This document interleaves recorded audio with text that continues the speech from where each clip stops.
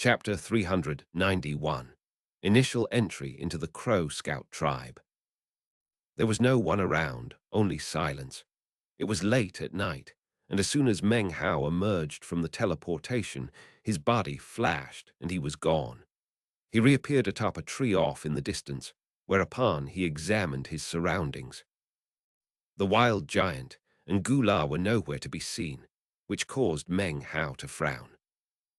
Muttering to itself, the parrot burrowed out from within Meng Hao's robe. It flapped its wings and sniffed about, whereupon an intoxicated expression appeared on its face. There is an ancient aura here. Ah, Lord Fifth likes this place. I suddenly feel like reciting some poetry. You wicked, immoral, shameless bird. You think you're gonna recite poetry? More like recite crap. Of course, the meat jelly bell wouldn't miss out on any opportunity to attack the parrot. It continued to jabber on loudly. Meng Hao swept the area with spiritual sense. After confirming that there was nothing dangerous nearby, he removed the blood-colored mask and took out the jade slip given to him by Yan's song. After looking at it closely, he found that it contained a map, as well as short introductions of the 5 Crow divinity tribes. Meng Hao examined the map, then looked up and off into the distance. Some slight inconsistencies, but nothing too great. They seem intentional. It seems Yan Song doesn't trust everyone that much after all. Meng Hao laughed coldly, then produced the glowing ball of light from Li Tian. He examined it closely with several different methods before finally interrupting the parrot and meat jelly and asking their opinion. That was the best method to get information regarding the thing. The parrot slapped its chest and then spit out a multicolored glob of light, which it examined before waving it away. No problem. Don't worry. When Lord Fifth takes action, 1 Lord Fifth is equivalent to 2. 2 of you, said the meat jelly complacently. You have the skill to split into 2. Humph. You should really say, when Lord Third takes action, 1 Lord Third is equivalent to 3. Its body suddenly made a popping sound as it transformed into 3 bells, all attached to the parrot's foot. The parrot's eyes narrowed with disdain. You know, the reason I'm called Lord Fifth is an allusion to the fact that I'm a parrot. Do you know what parrots are, huh? The last character in the word parrot is the same pronunciation as fifth. That's why I'm Lord Fifth. What about you, bitch? 1. The meat jelly was furious. It truly felt as if it were being discriminated against. All 3 bells simultaneously let out furious shrieks. I'm called Lord Third, and that's an illusion too, because I can count to 3. That's why I'm Lord Third. So what? You have a problem with that? In this instance, the meat jelly really did seem to be quite bold and confident in its conviction, leading to a rare occurrence. The parrot gaped. Meng Hao cleared his throat and ignored his clownish companions. He looked back at the ball of light in his hand and thought for a while. Next, he glanced at the ring on the finger of his right hand, which was, of course, the transformed eyeless lava. He quickly took it off and transformed it back into the eyeless lava, which he then combined with the glowing light. The eyeless lava gradually disappeared. The glowing light transformed. Moments later it was a totem, within which was the eyeless lava. Meng Hao scanned it with spiritual sense, and after confirming that nothing was suppressing the eyeless lava, he lifted up his right hand and pressed it down onto the totem, which then covered the back of his right hand. It slowly sank into his skin, after which a totem tattoo appeared. As soon as the totem tattoo appeared, Meng Hao could sense his aura rapidly changing. It was no longer that of a normal cultivator, but rather the aura of totems. It was exactly like that of a Western desert cultivator. Upon closer examination, Meng Hao's eyes filled with understanding. His cultivation base was still there, but it was surrounded by a protective layer. Whatever magical technique this was, it was touched with totemic aura. Because of that, Meng Hao appeared to be not a southern domain cultivator, but a local from the western desert. This Li Tian really does have some skill, thought Meng Hao. The more he thought about it, the more he realized this technique really was extraordinary. A moment later, Meng Hao's eyes glittered as he transformed into a colorful beam of light that shot off into the distance. The parrot and the meat jelly hastened to follow, arguing the entire way. The parrot, of course, continued to come out on top. However, the meat jelly would never admit defeat.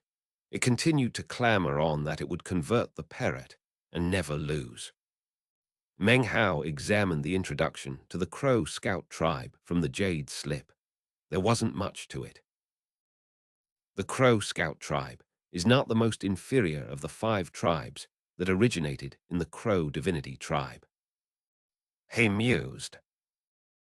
However, they are not that particularly amazing. At best, they rank in at second from the bottom. Considering such a situation, it was unavoidable for hidden struggles to break out between the various tribes. Obviously, some of the larger tribes wish to restore the former glory of the Crow divinity tribe. As such, there are internal struggles as the various tribes attempted to swallow up the others. Such internal power struggles are often at times more brutal and bloody than the wars on the outside. This particular tribe focuses on wood-type totems and is proficient in concealing arts. So Wu Mu really was a member of this tribe. Meng Hao took a deep breath, and his eyes filled with anticipation. One of the primary reasons he had selected the Crow Scout tribe was because of Wu Mu's wood-type totems. Wood-type totems are a good fit for me. If I can acquire a wood-type totem here, then I will have taken my first step on the path to the 5-colored nascent soul. Meng Hao increased his speed as he shot off into the distance. As he did, he slowly pushed down his cultivation base until it reached the mid-foundation establishment stage. This was the most appropriate level to use to enter the tribe. As a vassal, it wouldn't be good to have too high of a cultivation base. Contrariwise, with too low of a cultivation base, he would be looked down upon, and it would be difficult to be accepted. At dawn, the first rays of light spread out across the land to push back the darkness. Night transformed into the warmth of day. The vegetation swayed in the wind, within which could be detected a fragrant aroma. The Crow Scout tribe was located in a basin below a mountain. The basin wasn't very large, but was big enough to house roughly 1,000 members of the tribe. Smoke curled up into the air from the houses below. The sound of children playing could be heard in the peaceful morning air. At first glance, it looked less like a tribe and more like a village. There were no walls surrounding it, only some vines clumped together. However, the vines, though they seemed ordinary, were actually enough to entangle even someone of the core formation stage who tried to break through them. At the very center of the tribe was an enormous statue of a tree. The tree was covered with countless leaves, each one of which glittered with magical symbols. Some had red strings tied around them, upon which were hung small bells and bottles. When the wind blew, the tree wouldn't move, but the bells and bottles would clink out a melodious song. Stone stairs could be seen snaking around the mountain located behind the basin. Apparently, there was another area behind it, which also belonged to the Crow Scout tribe. In front of the main gate was a pillar of light that shot up toward the heavens. Even from a distance, it was possible to see that countless leaves swirled about within the light. A powerful pressure also emanated out from within. Sitting cross-legged below the pillar of light was Wu Hai. Every year around this time was a 10-day period in which the tribe recruited vassals. Local rogue cultivators, or even travelers from further distances, could choose to join the tribe. All of them had their various reasons for doing so. 2. As far as vassals were concerned, the Crow Scout tribe had never been very keen on accepting them. However, in the past 3 years, they had expended quite a bit of resources in that regard and had even issued special instructions regarding recruitment. Wu Hai wasn't quite sure the reason for this. It's really not necessary, he thought with a sigh. Unless there's a war going on, what's the point in recruiting so many vassals? Every time he laid eyes on the 10 or more new vassals who had joined the tribe in recent years, he felt a bit irritated. That was especially the case because quite a few of the women in the tribe seemed very interested in the vassals. Wu Hai really didn't like that. Even as Wu Hai was stewing in his discontent, he saw a beam of light approaching through the sunlight. As it whistled through the air, he saw a young man within, handsome, wearing a green robe and a bright smile. "Hello, fellow Taoist. Is this the Crow Scout tribe?" Wu Hai blinked as he glanced over the handsome young man. In his heart, he felt disdain. Western desert cultivators were usually tall, but not always. There were many who closely resembled cultivators from the southern domain. From the aesthetic point of view of the Western desert, such cultivators were not the type that women preferred. Therefore, although Meng Hao had pleasing features, there was nothing about him that Wu Hai found particularly threatening. Wu Hai liked this type of vassal. What he hated were the ones who were taller than himself. He rose to his feet, revealing his tall and sturdy frame. He had 2 totem tattoos. One was of a leaf, the other a vine. He emanated the cultivation base aura of the late Foundation establishment stage. "That's right," he said. "This is the Crow Scout tribe. Fellow Taoist, do you wish to become a vassal of the Crow Scout tribe? Our legacies stretch back long into the past. We are descendants of the Crow divinity tribe, which was one of the 4 most respected tribes in the Western Desert. There is no other tribe which contains the resources of the Crow Scout tribe. True, the Crow divinity tribe split up into several other tribes, but that was because each of those tribes excels in different types of totems. However, none of them can measure up to the Crow Scout tribe." Wu Hai slapped his chest, looking very proud to be a member of the Crow Scout tribe. Meng Hao smiled as he looked him over. Then he turned his head to look at the tribe, especially the tree statue. A look of concentration appeared on his face. Seeing this, Wu Hai continued. "Becoming a vassal of the Crow Scout tribe is the best decision you could possibly make, fellow Taoist. As soon as you become a vassal, you'll receive half a spirit crystal. After a half-year probation, if you're approved, you'll become a full vassal, with access to Crow Scout tribe totems and techniques. What do you say? There are a lot of benefits, right? Are you interested?" Wu Hai laughed heartily.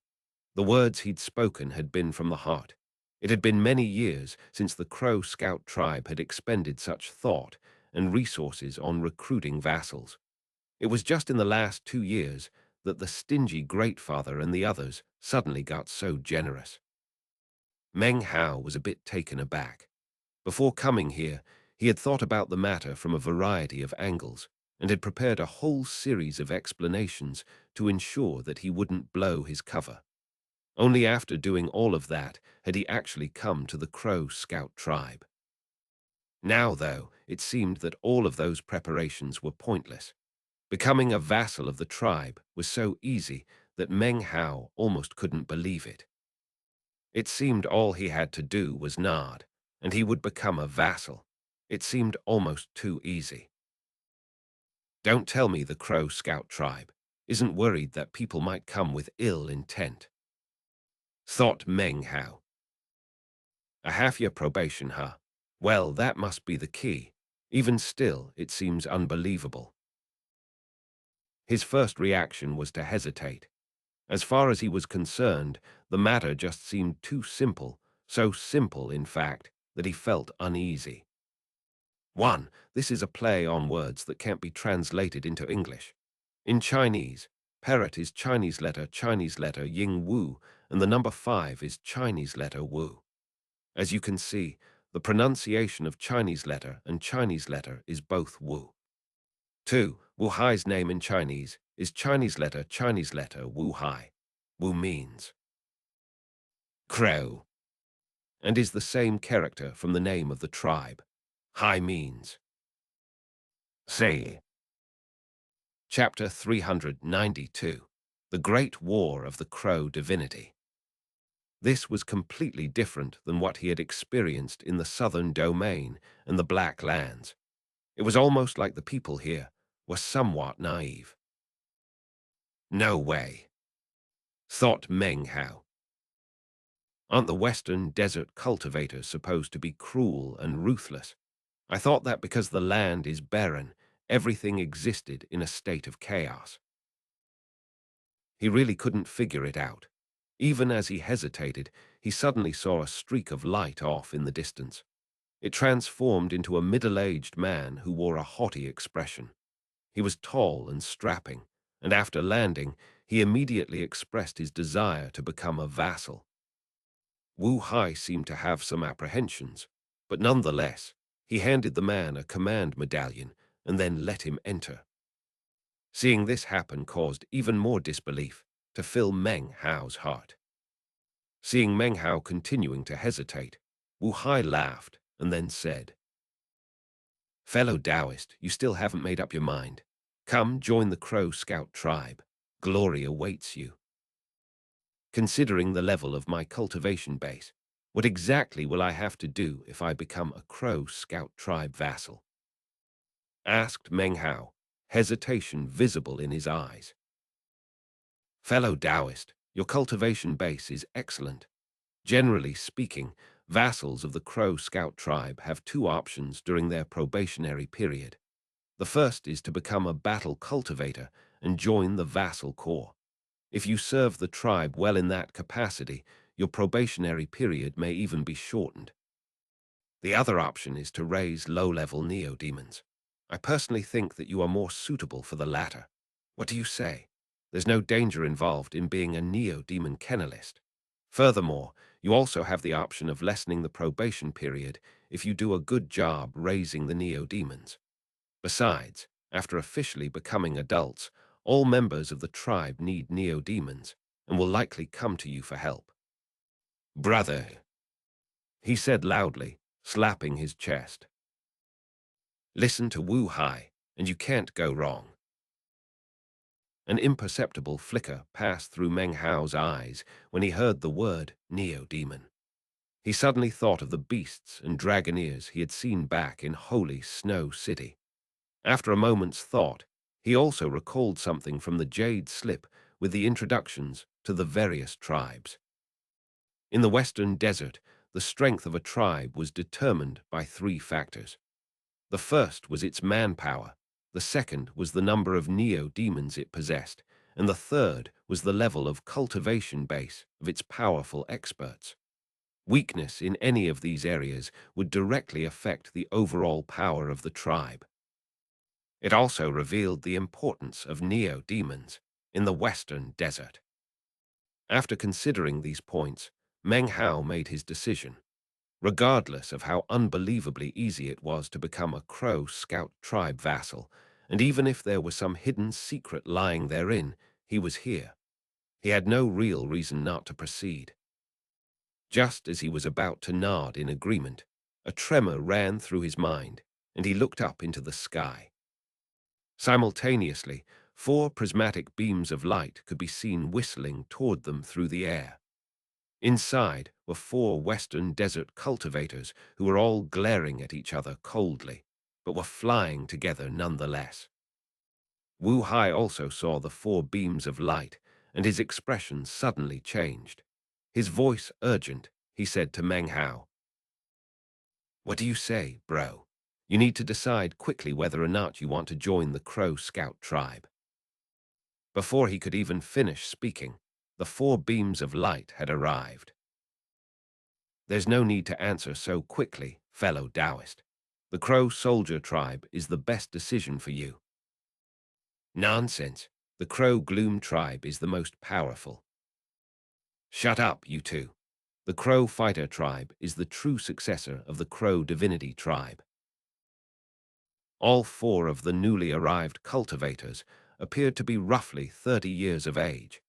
Each one was in the foundation establishment stage, and they continued to talk incessantly. Meng Hao's eyes glittered. Smiling, he said nothing. Wu Hai looked furiously at the four newcomers, his eyes beaming with ill will. Hey, do you want to start a great war of the Crow Divinity today?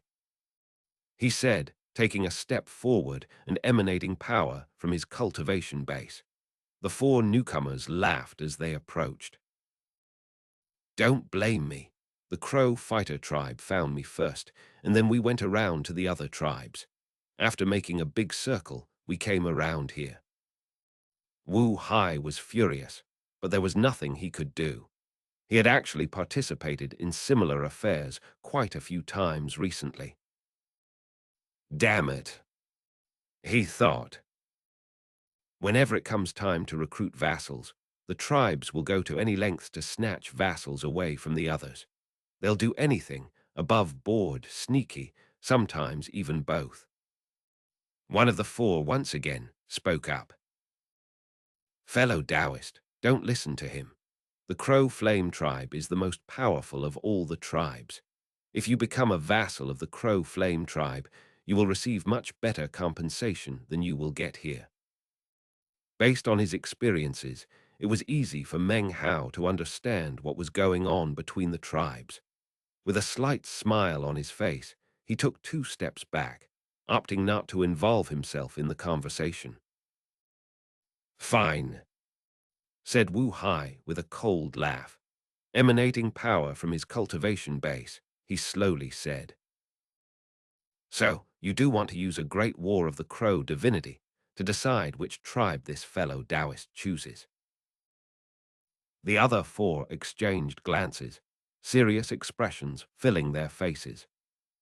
Quite a few members of the Crow Scout tribe had noticed what was happening and approached, forming a ring around them.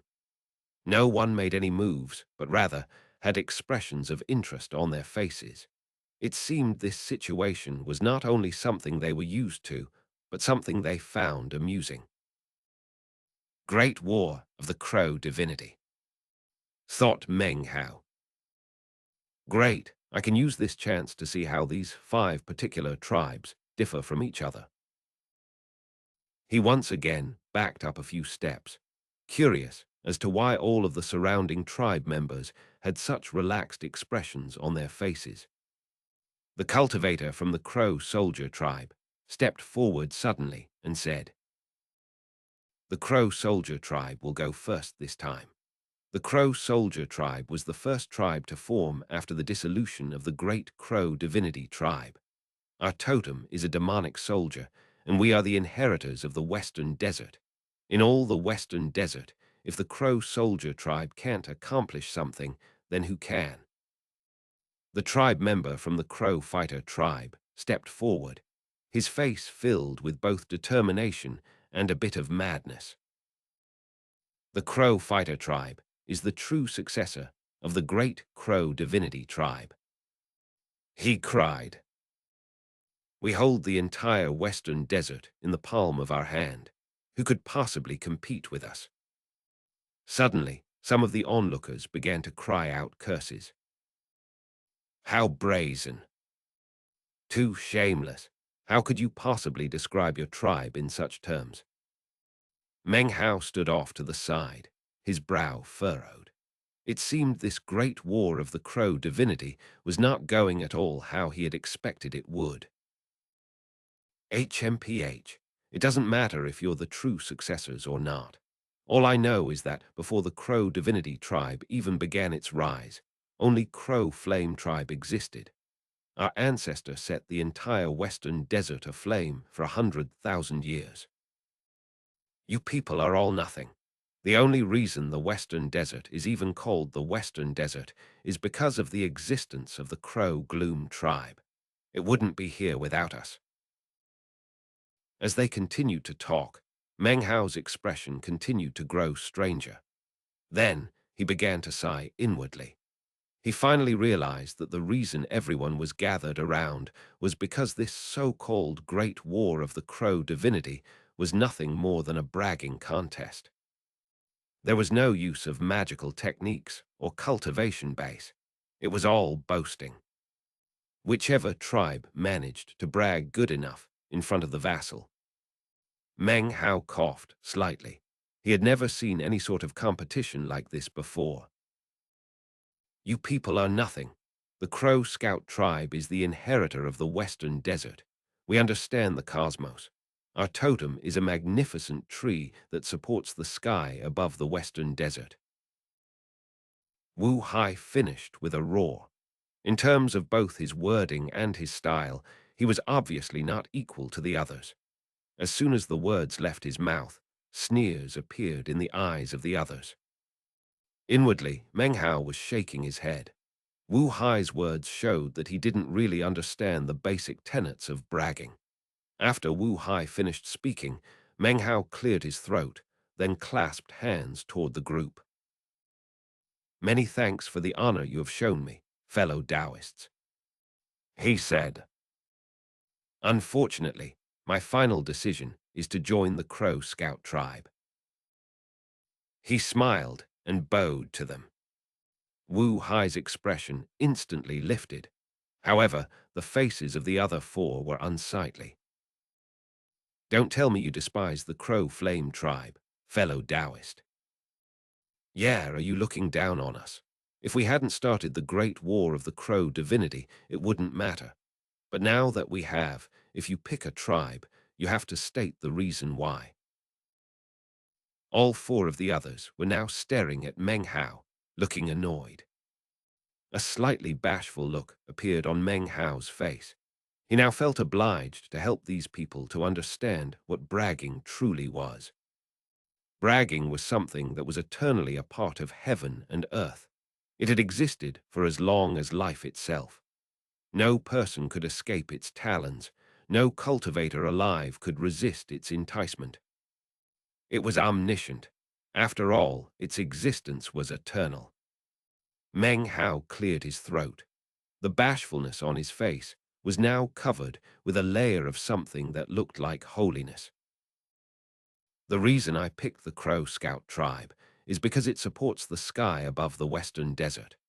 The great tree totem that they control is actually the spring and autumn tree, the ancient world tree, that great ancient bridge between the heavens and the earth. In its eyes, the Western Desert is nothing more than a wrinkle in the great stream of time. In its heart, the entire world is nothing more than a blink during one of the countless times that it awakens and opens its eyes. The Crow Scout tribe has mastered the eternity of time and controls the four seasons of heaven and earth. Meng Hao's voice echoed back and forth. The four Western Desert cultivators stared in shock. It felt as if some great power was shaking their hearts, causing their scalps to go numb. They were looking at Meng Hao as if he were some kind of ghost. Shameless. Too brazen. I've never seen someone so shameless. You're not even a member of the Crow Scout tribe. How could you possibly describe them in such an exaggerated way? Damn it, according to his description, the Crow Scout tribe is even more grand and unfathomable than the Crow Divinity tribe. Completely brazen. As the four cultivators cursed Meng Hao, Wu Hai looked at him with wide eyes. He suddenly started to feel a bit flushed. The surrounding members of the Crow Scout tribe were all looking at him with expressions of disbelief. His voice filled with emotion. Meng Hao continued. The great tree of the Crow Scout tribe has given birth to innumerable lives. The great Tang in the eastern lands came into being because a spring was formed by a drop of water that fell off of a leaf of the great tree of the Crow Scout tribe. The disconsolate call of the Qiang flute of the northern desert exists because of a single frowning glance from the great tree of the Crow Scout tribe. All of the fertility in the southern domain is because the great tree of the Crow Scout tribe bestowed it with a single grain of soil. And as for the Western Desert, it is the home of this great tree and home of the Crow Scout tribe. The Crow Scout tribe is worthy of the greatest admiration, holy. It is the sky of the Western Desert, the clouds of the Southern Domain, the object of worship of the Northern Desert, and the saint of the Eastern lands. As Meng Hao's voice echoed out, Wu Hai's face grew red, and his expression somewhat blank.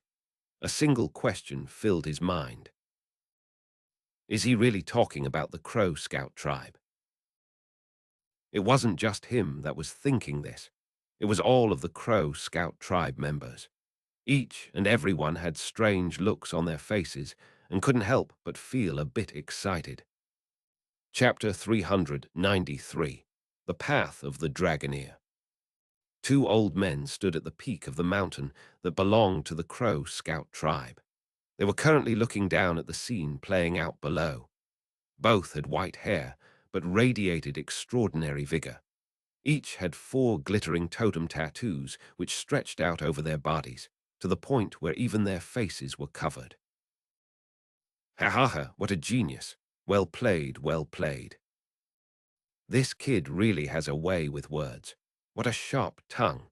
After he becomes a vassal, we should give him the position of recruiting other vassals. The two old men exchanged a smile.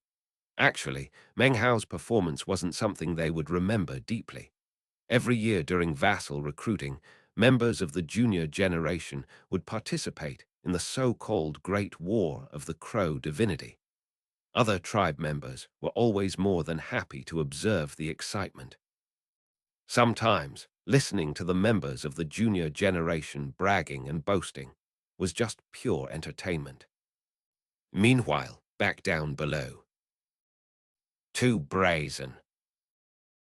cried the Crow Flame tribe member, unable to restrain himself. His words caused the onlookers to all suddenly look at him. Everyone else present was from the Crow Scout tribe, and they didn't look happy. The Crow Flame tribe member continued. "You claim that the Crow Scout tribe's tree of heaven and earth gave birth to the eastern lands, the northern desert, the southern domain, and the western desert. Well, the Crow Flame tribe is a flame of the 9 heavens, a fire that can burn everything. It could turn all the lands into rubble and transform all living things into ash." The Crow Gloom tribe member didn't seem to care that they were surrounding by a crowd. "The Crow Gloom tribe is the moon of our world. Its light shines over all life. All flames, and even the sun itself, exist merely to serve as foils to the radiance of the moon that is the Crow Gloom tribe." They had obviously been inspired by Meng Hao's words. Their arguments now were much different than they had been before. Off to the side, Wu Hai was furious. In his view, they were acting with complete shamelessness to brag in this way. He wanted to offer up a retort, but wasn't sure what to say. He looked over at Meng Hao. Meng Hao was smiling, and his expression was one of coolness. "It doesn't matter if you're talking about the Western Desert or the Eastern lands," he said, a pious expression on his face. "All are simply solitary fallen leaves. The grand tree of the Crow Scout tribe contains millions upon millions of leaves. As for the flames of which you speak, and the moonlight, they, too, are simply leaves on the tree. The grand tree of the Crow Scout tribe is an immortal above all living things. It supervises heaven and earth, and oversees the millions upon millions of trees that exist in the entire world. It is our light when we are in the darkness. It is our strength when we feel weak.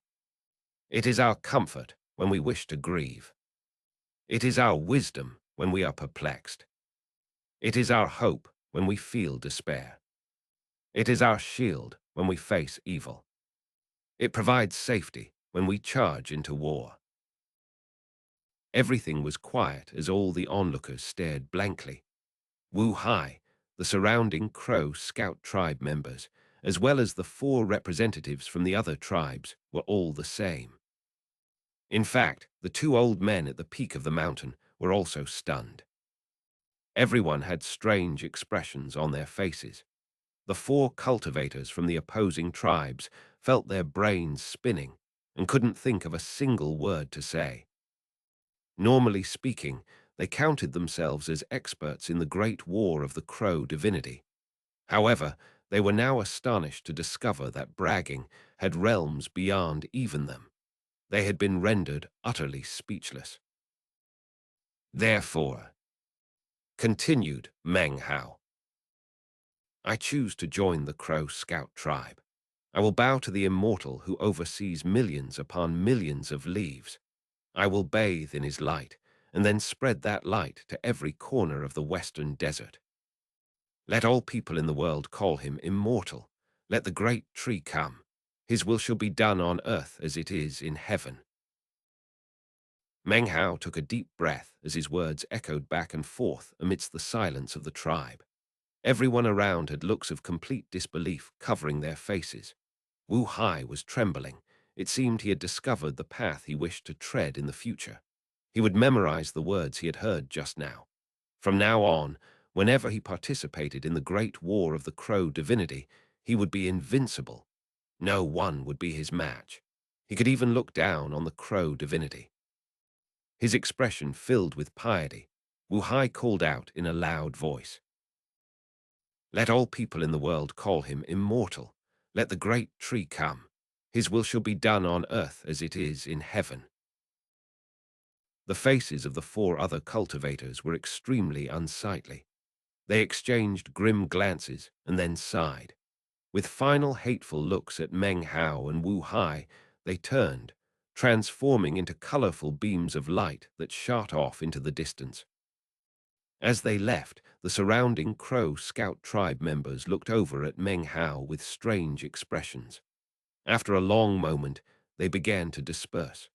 Wu Hai grabbed Meng Hao's arm excitedly. This was the first time in his life that he had looked so excited. Brother, that was amazing. I think you were born to be a member of the Crow Scout tribe. Listen, for now, forget about the neo-demon kennelist thing. You need to come with me to some of the other tribes. We're going to start some great wars of the Crow divinity.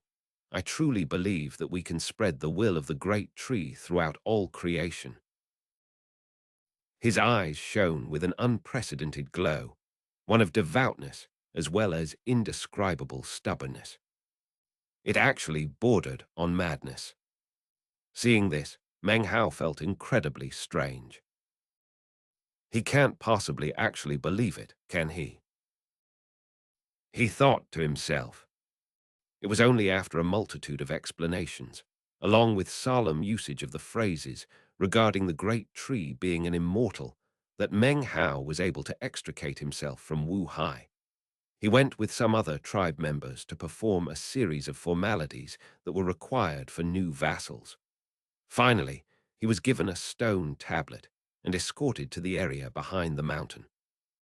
This area was actually quite large and was divided into many districts, all of which were separated by fences formed from branches.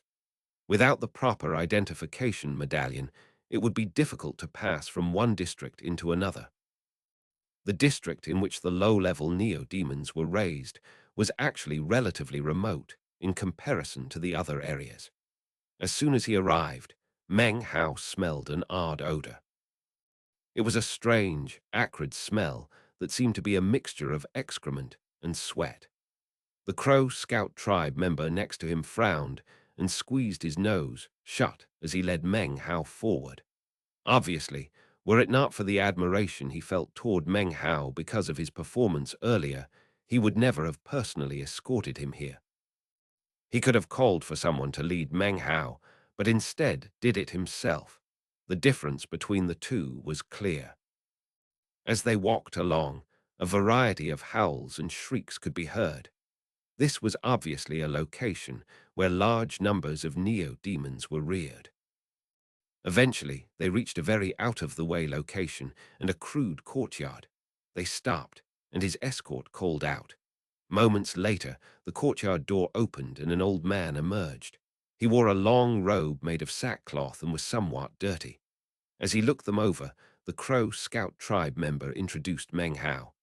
The old man nodded and eyed Meng Hao, noting that he had been personally escorted over. Finally, it seemed the Crow Scout tribe member couldn't take the smell anymore. He turned and left. "This used to be my courtyard for raising greenwood wolves," said the old man lightly. "From now on, this place belongs to you. There are 5 wolves inside that you can take care of. In half a year, the results of your probation will be determined by how well you took care of them. Then you will become a full vassal." With that, he tossed a command medallion to Meng Hao and began to stroll away. Just as he passed Meng Hao, he stopped, suddenly remembering that Meng Hao had been escorted here. Throughout the years, that was something that didn't happen very often, which meant that Meng Hao must have some special connections. With a lofty expression, he said, "I'm not sure if you have any experience raising neo-demons. Either way, don't forget that if the Greenwood wolves die, you'll have to provide compensation. Also, the 5 Greenwood wolves were just recently born. They can only eat fresh meat, which you can acquire from the beasts in the surrounding mountains. As for the water they drink, it can only be melted snow from the peaks of the snowy mountains outside.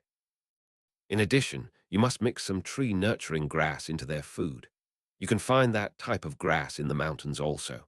Furthermore, you will need to give the Greenwood wolves tuina massage treatment every day to help them grow. Finally, you are responsible for making sure they maintain their ferocity and don't become too domesticated." With that, he paid Meng Hao no further heed and left. Meng Hao looked at the courtyard. The place did have an odd odor, but it wasn't something that Meng Hao couldn't handle. Furthermore, its remote location meant that not many people would be around, which suited him nicely. After entering, he immediately heard some threatening yipping sounds. Looking around, he saw a row of small wooden kennels, standing in front of which were 5 little green wolves. Each one was only about as big as his hand. They stood there glaring at him maliciously. As soon as he saw the little wolves, Meng Hao smiled. It was a warm smile, because as soon as he saw the little buggers, it instantly made him think of the blood mastiff when it was small. Their furriness made them incredibly cute. As soon as he smiled at them, they turned into green blurs as they charged over. Meng Hao laughed and waved his hand. The green blurs instantly dissolved into the images of the tiny wolves, which he now held by the scruffs of their necks. Being held in this position, they tried to bite him, but couldn't. They only let out their threatening yips, which then turned into pleading whines. Meng Hao tossed the little wolves back into their wooden kennels and then examined his surroundings further. The echoing cries of various beasts could be heard in the air, but other than that, everything was relatively peaceful. Within the courtyard were the wooden kennels as well as a simple wood cabin. He opened the door and, seeing the place was in quite a mess, waved his hand. A wind sprung up which cleansed everything in a matter of moments. Everything was gone. The only thing that remained was a wooden bed. The word neo-demon is basically a general term that covers all the various beasts in the western desert. He thought as he sat down, cross-legged on the bed. In any case, they are very important to western desert cultivators. It was midday now, and the sun shone brightly. However, this place was located in the deep mountains and surrounded by forest, which broke up the sunlight and made the whole area shady. Meng Hao really liked the scenery. He took out a jade slip which contained Yan Song's introduction to the western desert. He focused on the part regarding neo-demons and began to study it.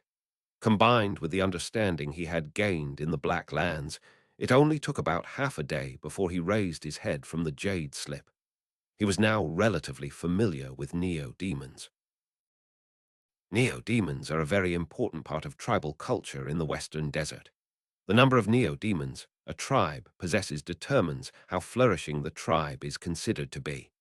To Western desert cultivators, neo-demons aren't just partners in battle. They are used when transporting goods, when sealing agreements, or even when food is needed.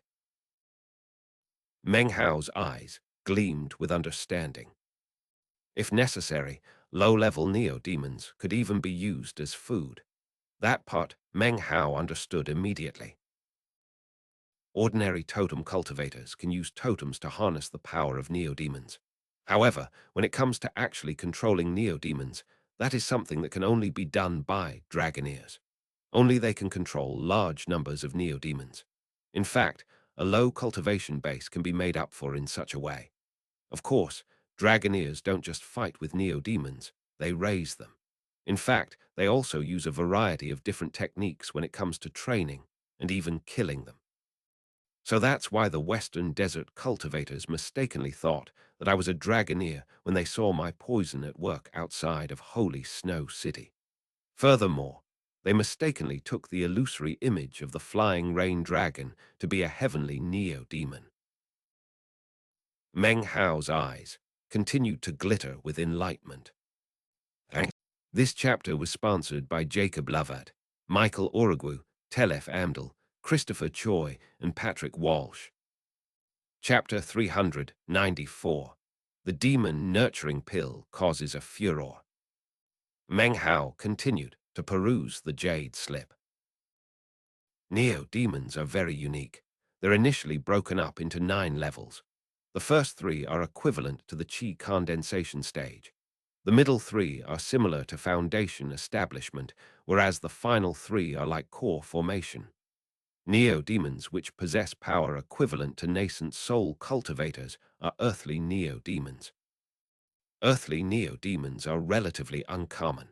However, even rarer are neo-demons that are as powerful as spirit-severing cultivators. Those are heavenly neo-demons.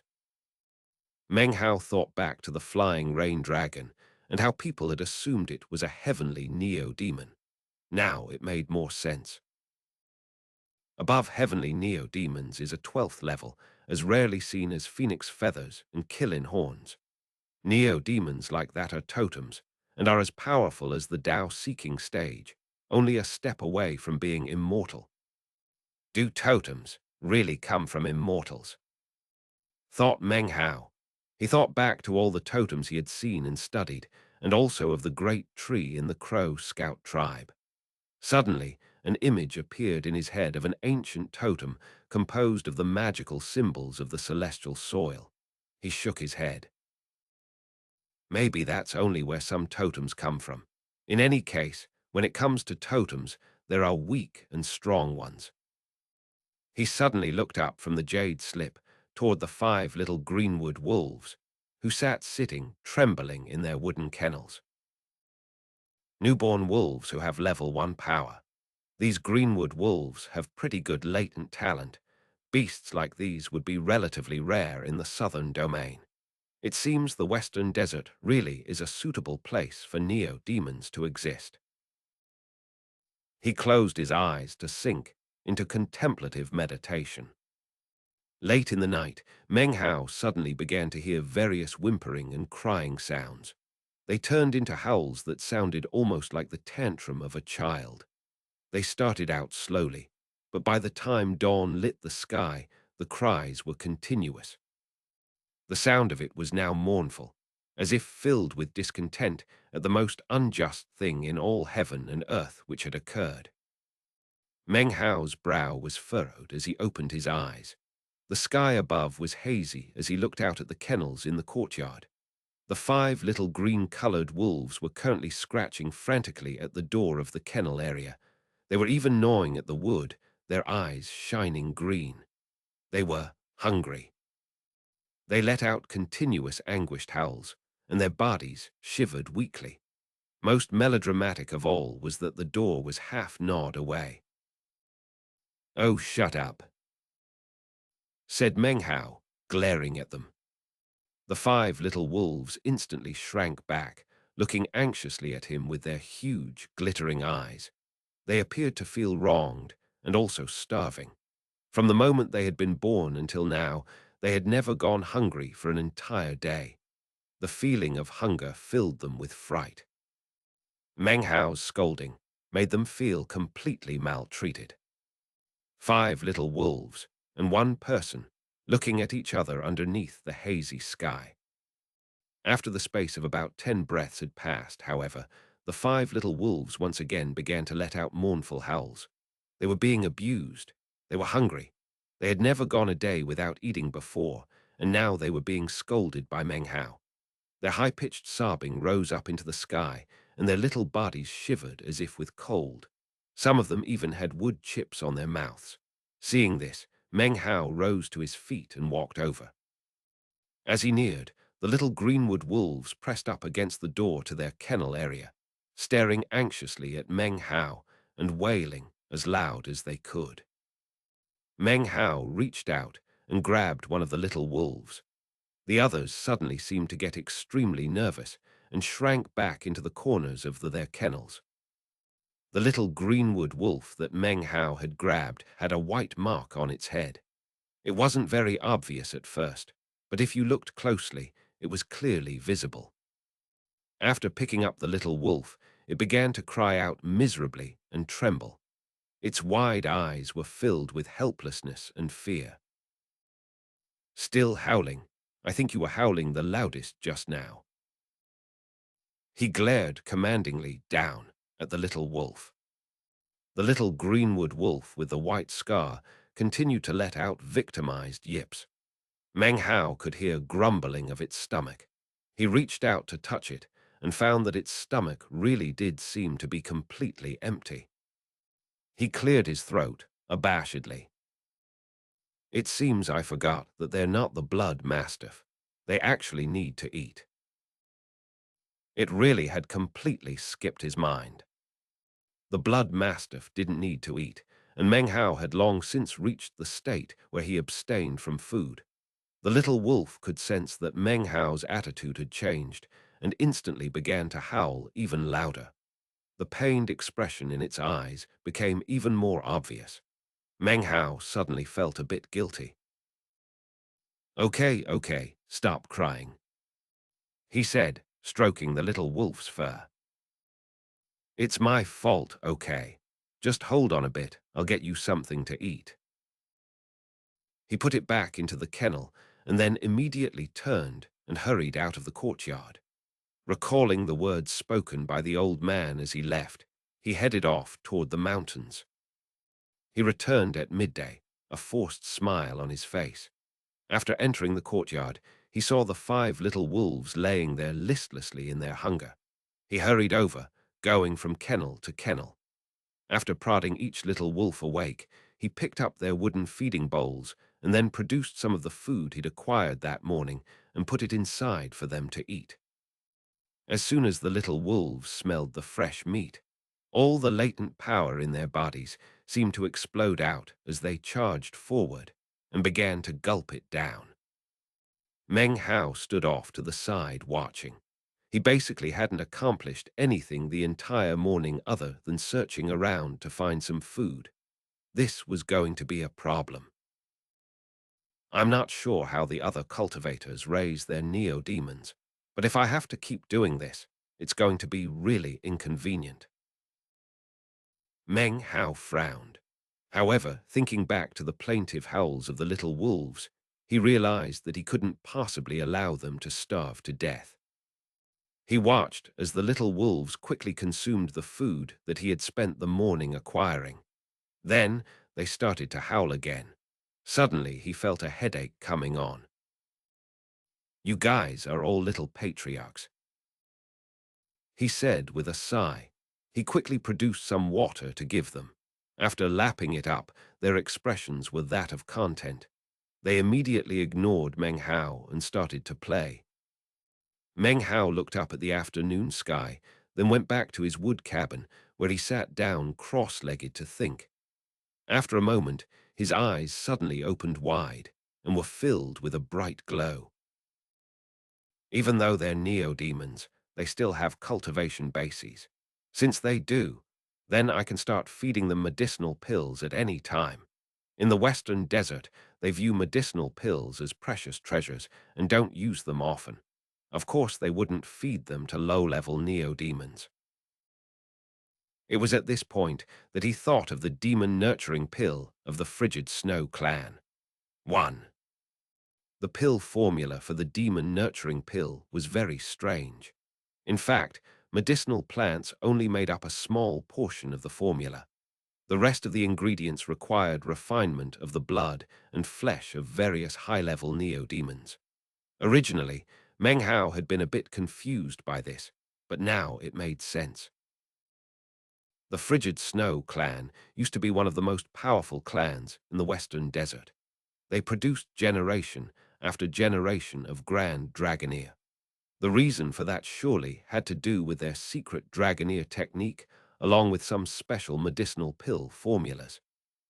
The demon nurturing pill uses the blood and flesh of various different neo-demons and can actually be concocted to a variety of levels. Meng Hao slapped his bag of holding to produce the enormous corpse of a flood dragon. Back on the battlefield of Holy Snow City, Meng Hao had taken the opportunity to collect some bodies of various neo-demons with the intention of researching and using them in some way. This flood dragon had a cultivation base at the early core formation stage. According to the ranking system, that would make it level 7. Concoct some demon-nurturing pills and try out the secret Dragoneer technique on these little wolves, and they should be fine. Meng Hao looked back at the kennels, and the little wolves play fighting with each other. He waved his hand, and the flood dragon corpse began to shrink. A moment later, it had transformed into a collection of blood mist. At this point, Meng Hao produced his black pill furnace. The face of the teenager that existed on the pill furnace looked listless. It glanced at Meng Hao, and this time did not dare to display any rancor. It obediently faded away, allowing Meng Hao full use of the pill furnace and not obstructing him in any way. 2. He sent the blood into the pill furnace. As for the medicinal plants, he had quite a few, but not every single one that was required. If he was an ordinary alchemist, he would be at a loss.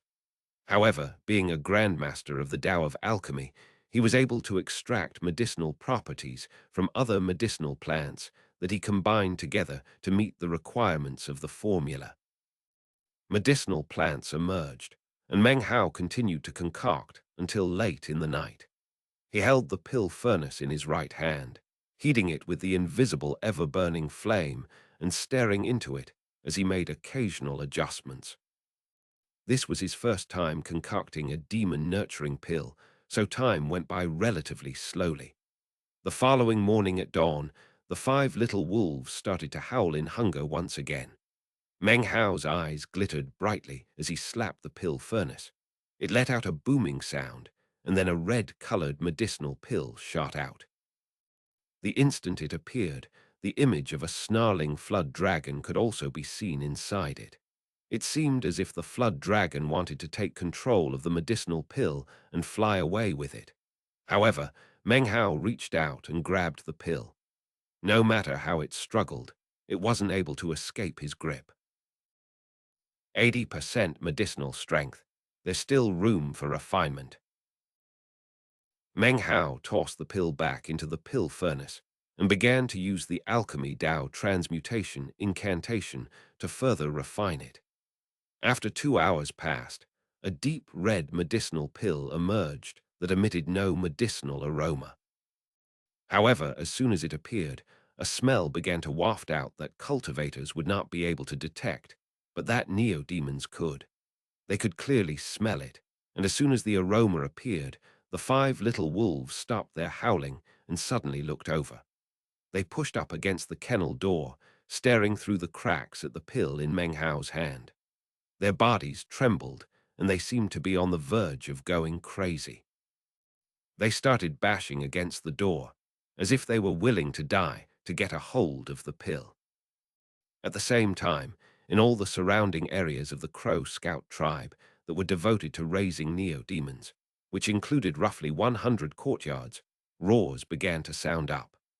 All of the neo-demons from level 1 to 6 began to go crazy. Their howls lifted up to shake heaven and earth. It seemed that the appearance of this medicinal pill was like some indescribable blessing in their eyes. Hundreds of neo-demons were all roaring. The intensity of the sound immediately shocked all of the neo-demon kennelists in the various courtyards. Looks of confusion appeared on their faces, and they began to cast various spells on the neo-demons in their unprecedented madness. The old man who had acted so arrogantly to Meng Hao before was now panting, his eyes wide. He stared at the level 4 neo-demons he was raising, his face filled with astonishment at how crazy they were acting. A multitude of voices rose up in the area. What's going on? What happened? Are the neo-demons rioting?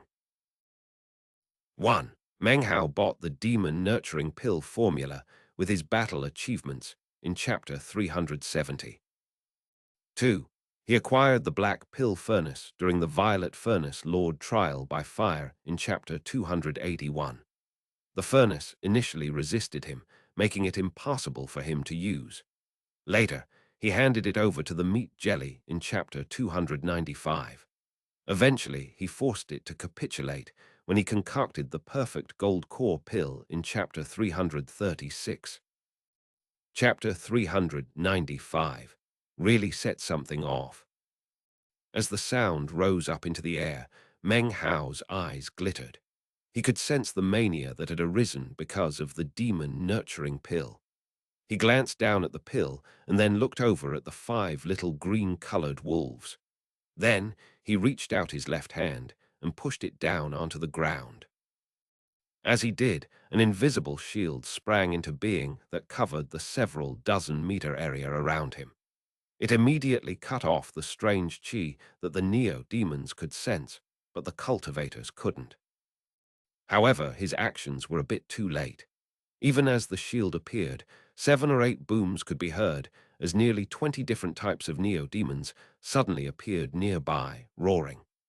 These were level 6 neo-demons, with power equivalent to the late Foundation establishment stage. Their eyes were red and filled with madness as they flew back and forth in the sky. However, they were unable to find the source of the qi, which of course Meng Hao had covered over. In addition, the neo-demon kennelist cultivators immediately flew up to try to placate them. After a bit of time passed, things eventually grew quiet again. By this time, it was getting late, and night had fallen over the land. Everything was growing dark. Meng Hao looked out at the calmness outside, and then back at the little green-colored wolves in their kennels. Their eyes were bright red, and if the wooden door wasn't sturdy enough, they would have broken through it. It seemed this medicinal pill he had concocted was incredibly enticing to them. Interesting, the Frigid Snow clan, or should I call it the Agarwood clan, must have produced so many grand dragoneers not only because of their secret dragoneer technique, but because of this medicinal pill. Neo-demons.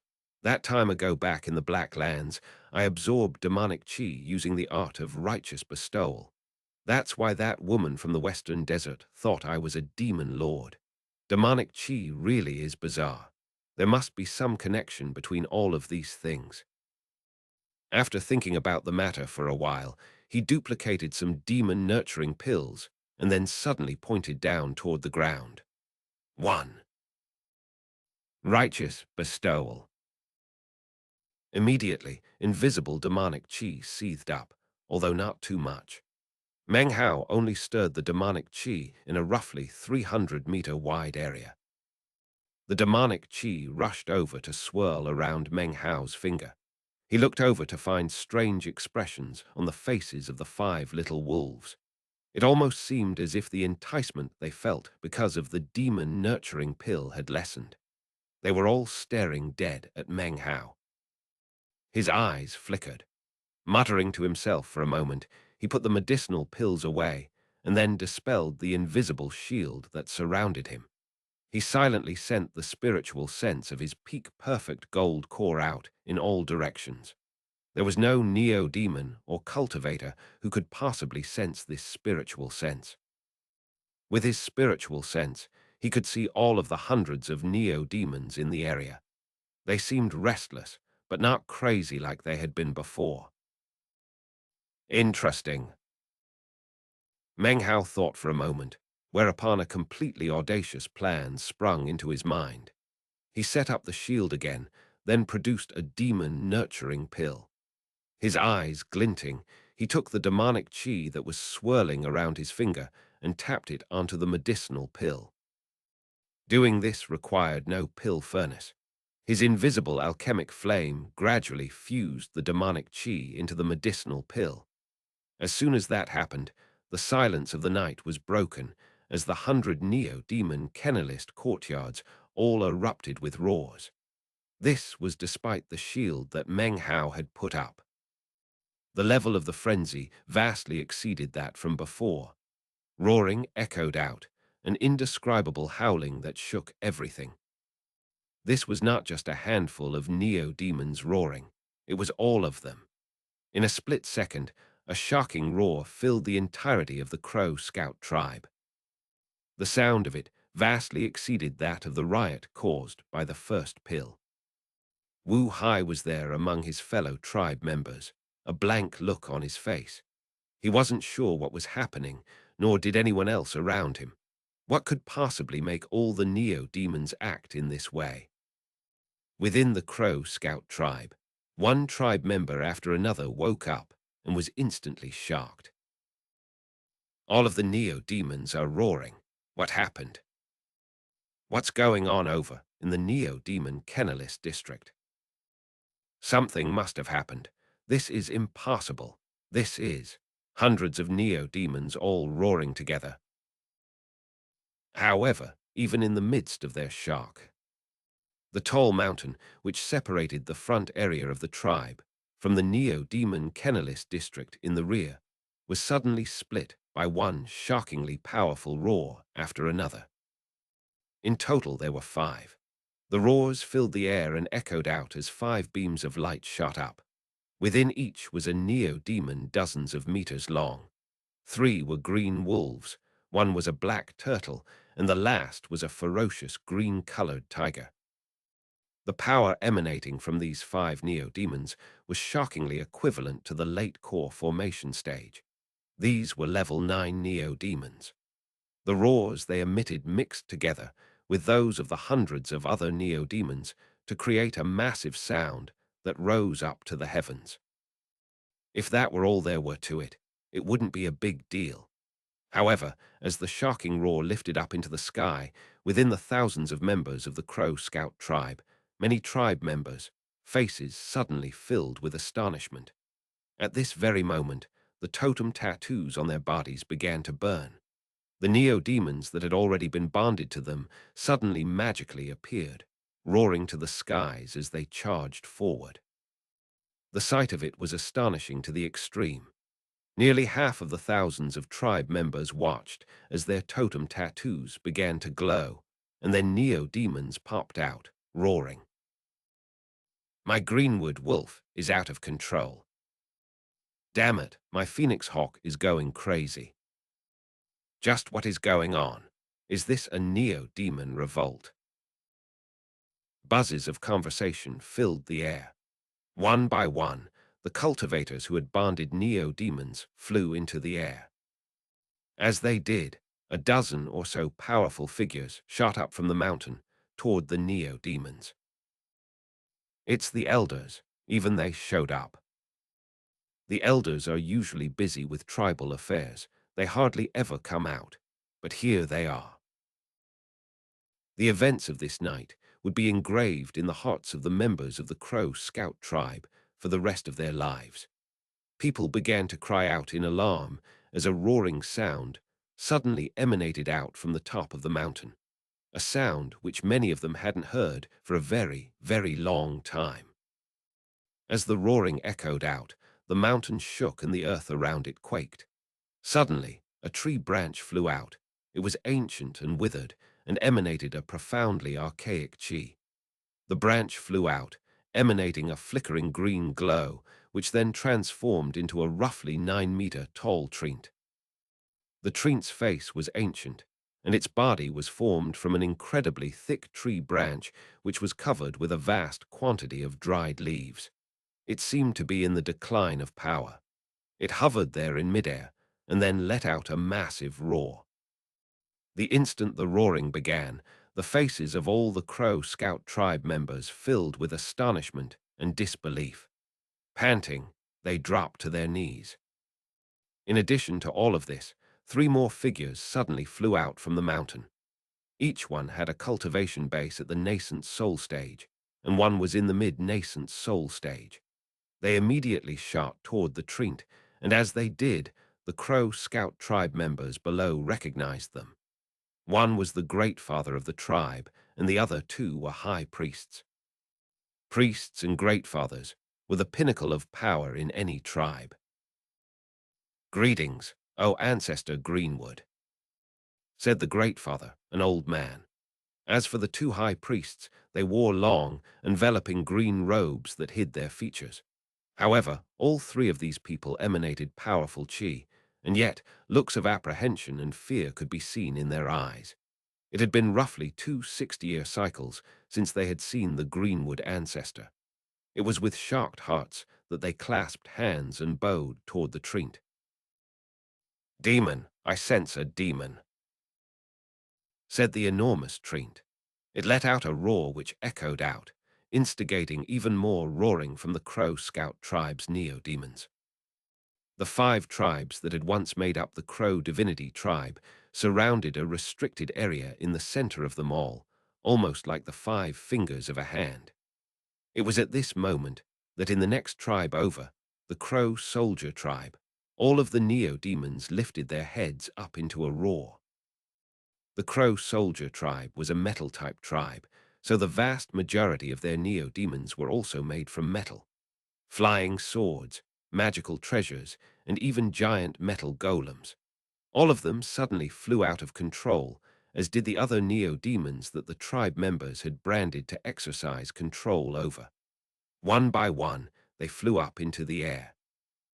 Even more shocking, a golden light appeared at the top of the Crow Soldier tribe's mountain. It transformed into a gigantic gold trident that blazed with brilliant golden glow, along with a shocking qi. Demonic qi. I sense demonic qi.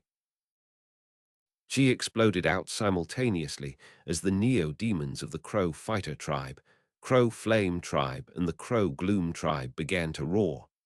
In the Crow Fighter tribe, earth-type ripples appeared. Suddenly, mud fountained up like a volcano.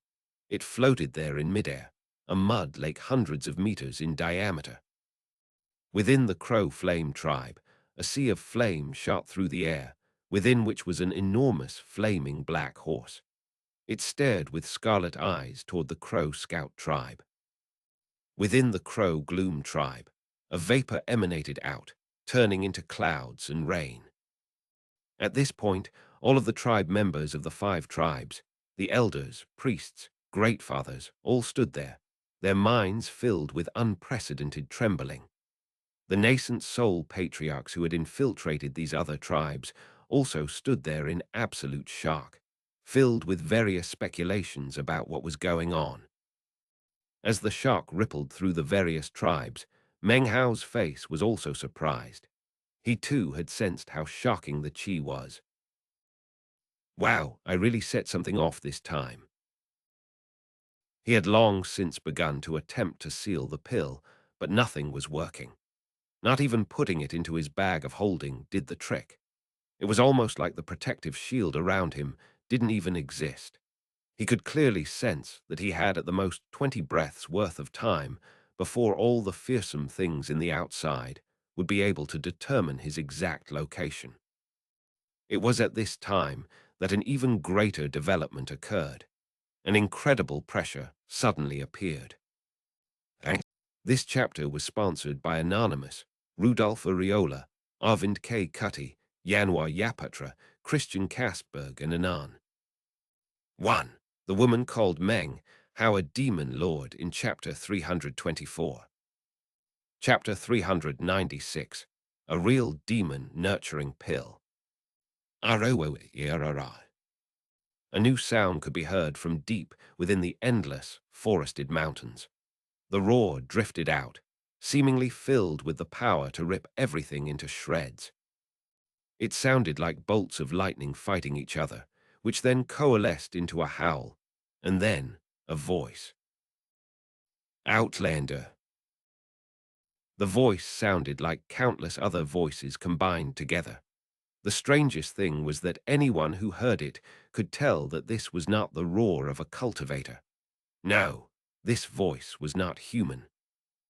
The instant the voice appeared, it echoed out in all directions, causing all other sounds within the mountains and forests to instantly cease. The hearts and minds of the members of the 5 tribes were instantly shaken. Their faces immediately revealed astonishment. That's the Outlander beast. The Outlander beast with the roar of an immortal. I can't believe the Outlander beast with an immortal roar is in this area. It was born as a level 7 great neo-demon, and then grew up into a level 11. Was it branded by a human, or is it actually a greater demon? In the Western Desert, if a creature was branded and sealed by humans, it was referred to as a neo-demon. Those which were not were greater demons. As the members of the 5 tribes of the Crow divinity were all discussing the matter, the peak-level neo-demons were trembling. The roar just now only served to further fuel their own roars. It was as if they wanted to proclaim to this Outlander beast that the region it was passing through belonged to them. Suddenly, the ground began to quake and tremble violently. Something that seemed like a giant was speeding through the forest. Among the shocked members of the 5 tribes, people began to employ secret magical techniques to view what was happening in the mountains around them. Within the rugged mountains was a vast sea of beasts, madly charging toward them. The beasts were made up of a variety of levels, and all of them had eyes red and filled with madness as they ran. Up in the sky was a vast collection of strange flying creatures. They too were shrieking. From a distance, it seemed as if a huge wave of beasts was surging toward the 5 tribes from all directions. They filled the sky and land in all directions, with the 5 tribes in the center. They would obviously be completely crushed. For the 5 tribes, this was a monumental disaster, a calamity that had sprung up so suddenly that they didn't even have time to react. Ripples spread out in the air as the flying beasts roared. The thunderous sound created an echo which suppressed everything as it neared. All of this happened in the space of only 15 breaths. Meng Hao could feel the ground shaking and could hear the roars from outside, including that of the Outlander beast. Because of everything that was happening, it actually gave him a bit more time than before. Shaking his head, he thought, I never imagined that combining demonic qi with the demon nurturing pill would cause such a shocking scene. This medicinal pill will apparently drive any neo-demon completely crazy. With a bitter smile, he looked over at the 5 little wolves, who were frantically trying to break through the wooden planks to get at him. Cracking sounds suddenly rang out as they succeeded. Meng Hao's eyes glittered as he waved his right hand. The medicinal pill shot toward the wooden kennel. The 5 little wolves emitted cute howls as they charged toward it. In recent days, they had played a lot with each other, but there was no affection in them now. They nipped and bit at each other violently as they ran. It was at this point that the little greenwood wolf with the white scar on its head gave full vent to its power and ferocity. It slashed at the other little wolves, and then transformed into a green beam of light that shot forward. It directly swallowed the medicinal pill. As soon as it did, the crowds of beasts outside the 5 tribes began to emit mournful howls. A collection of black clouds seethed up above in the sky and then suddenly shot forward. As they did, the roar of the outlander beast shook everything. All the cultivators in the 5 tribes had pale faces.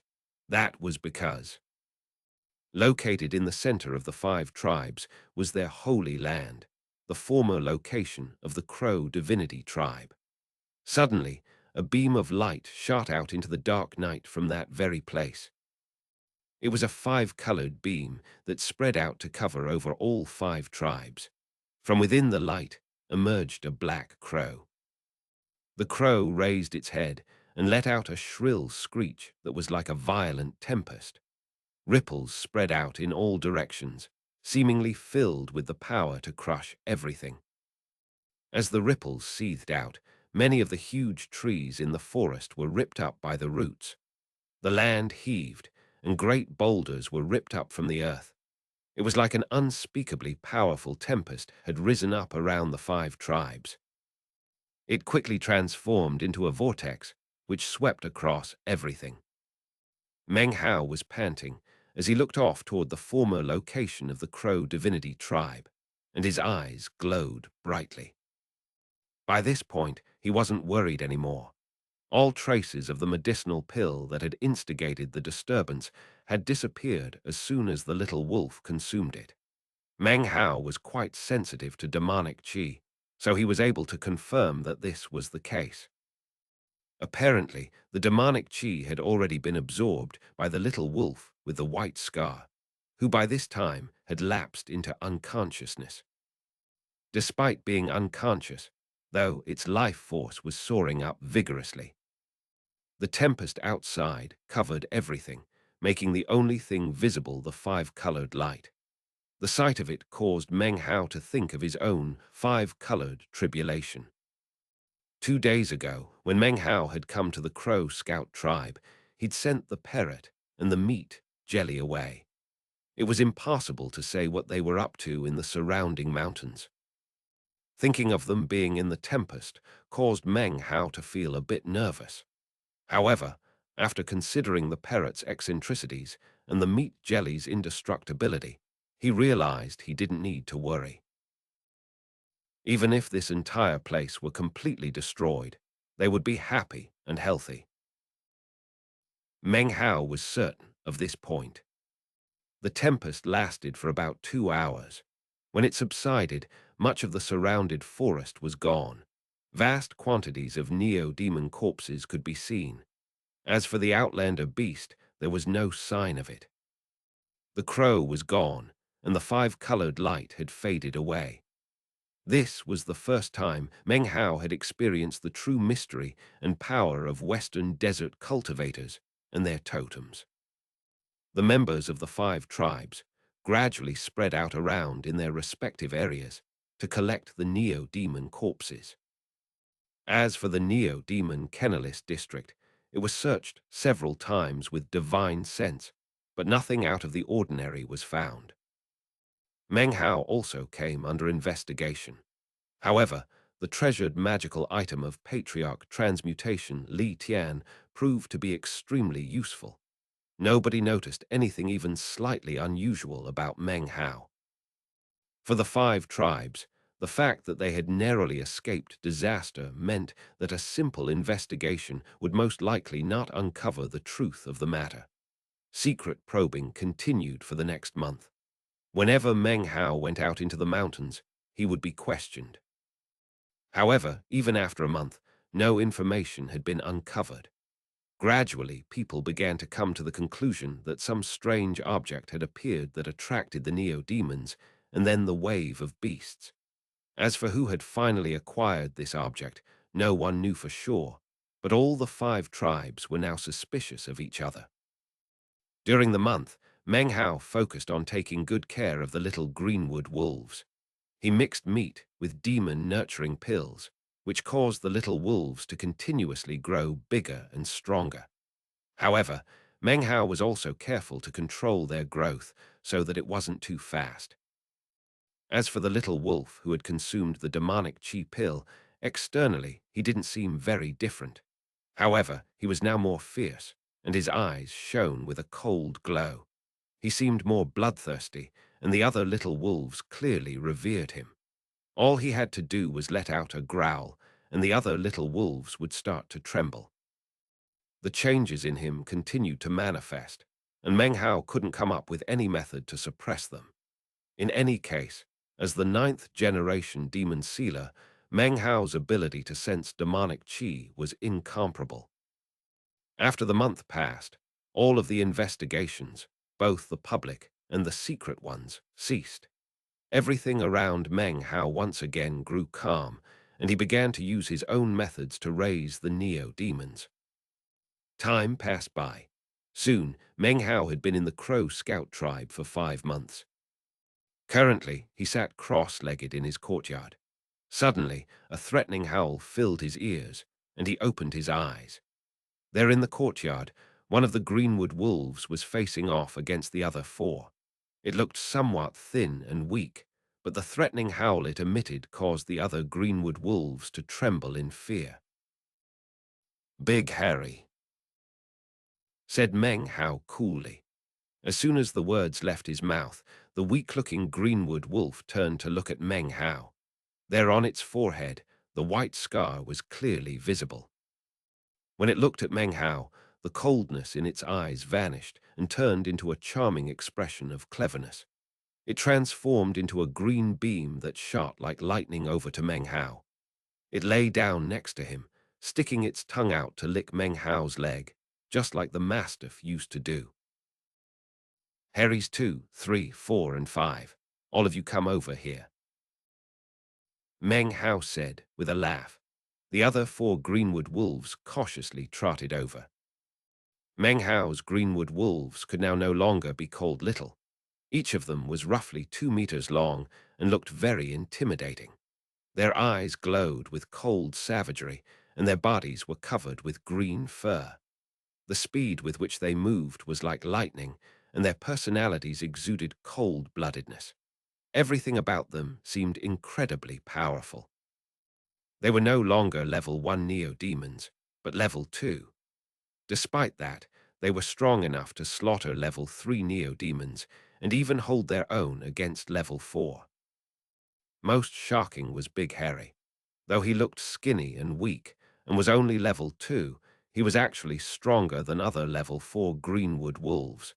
He could easily defeat any that he faced up against, and unless Meng Hao stopped him, would kill them.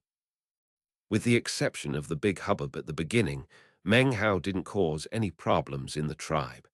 He didn't have much contact with others, and few people other than Wu Hai had anything to do with him. As for Wu Hai, he thoroughly admired Meng Hao and would come often to ask him for advice. Each time, he left feeling enlightened. Gradually, a friendship formed between the two. Wu Hai wasn't sure exactly what techniques Meng Hao used to raise the Greenwood wolves, but he could see that they were different from normal Greenwood wolves.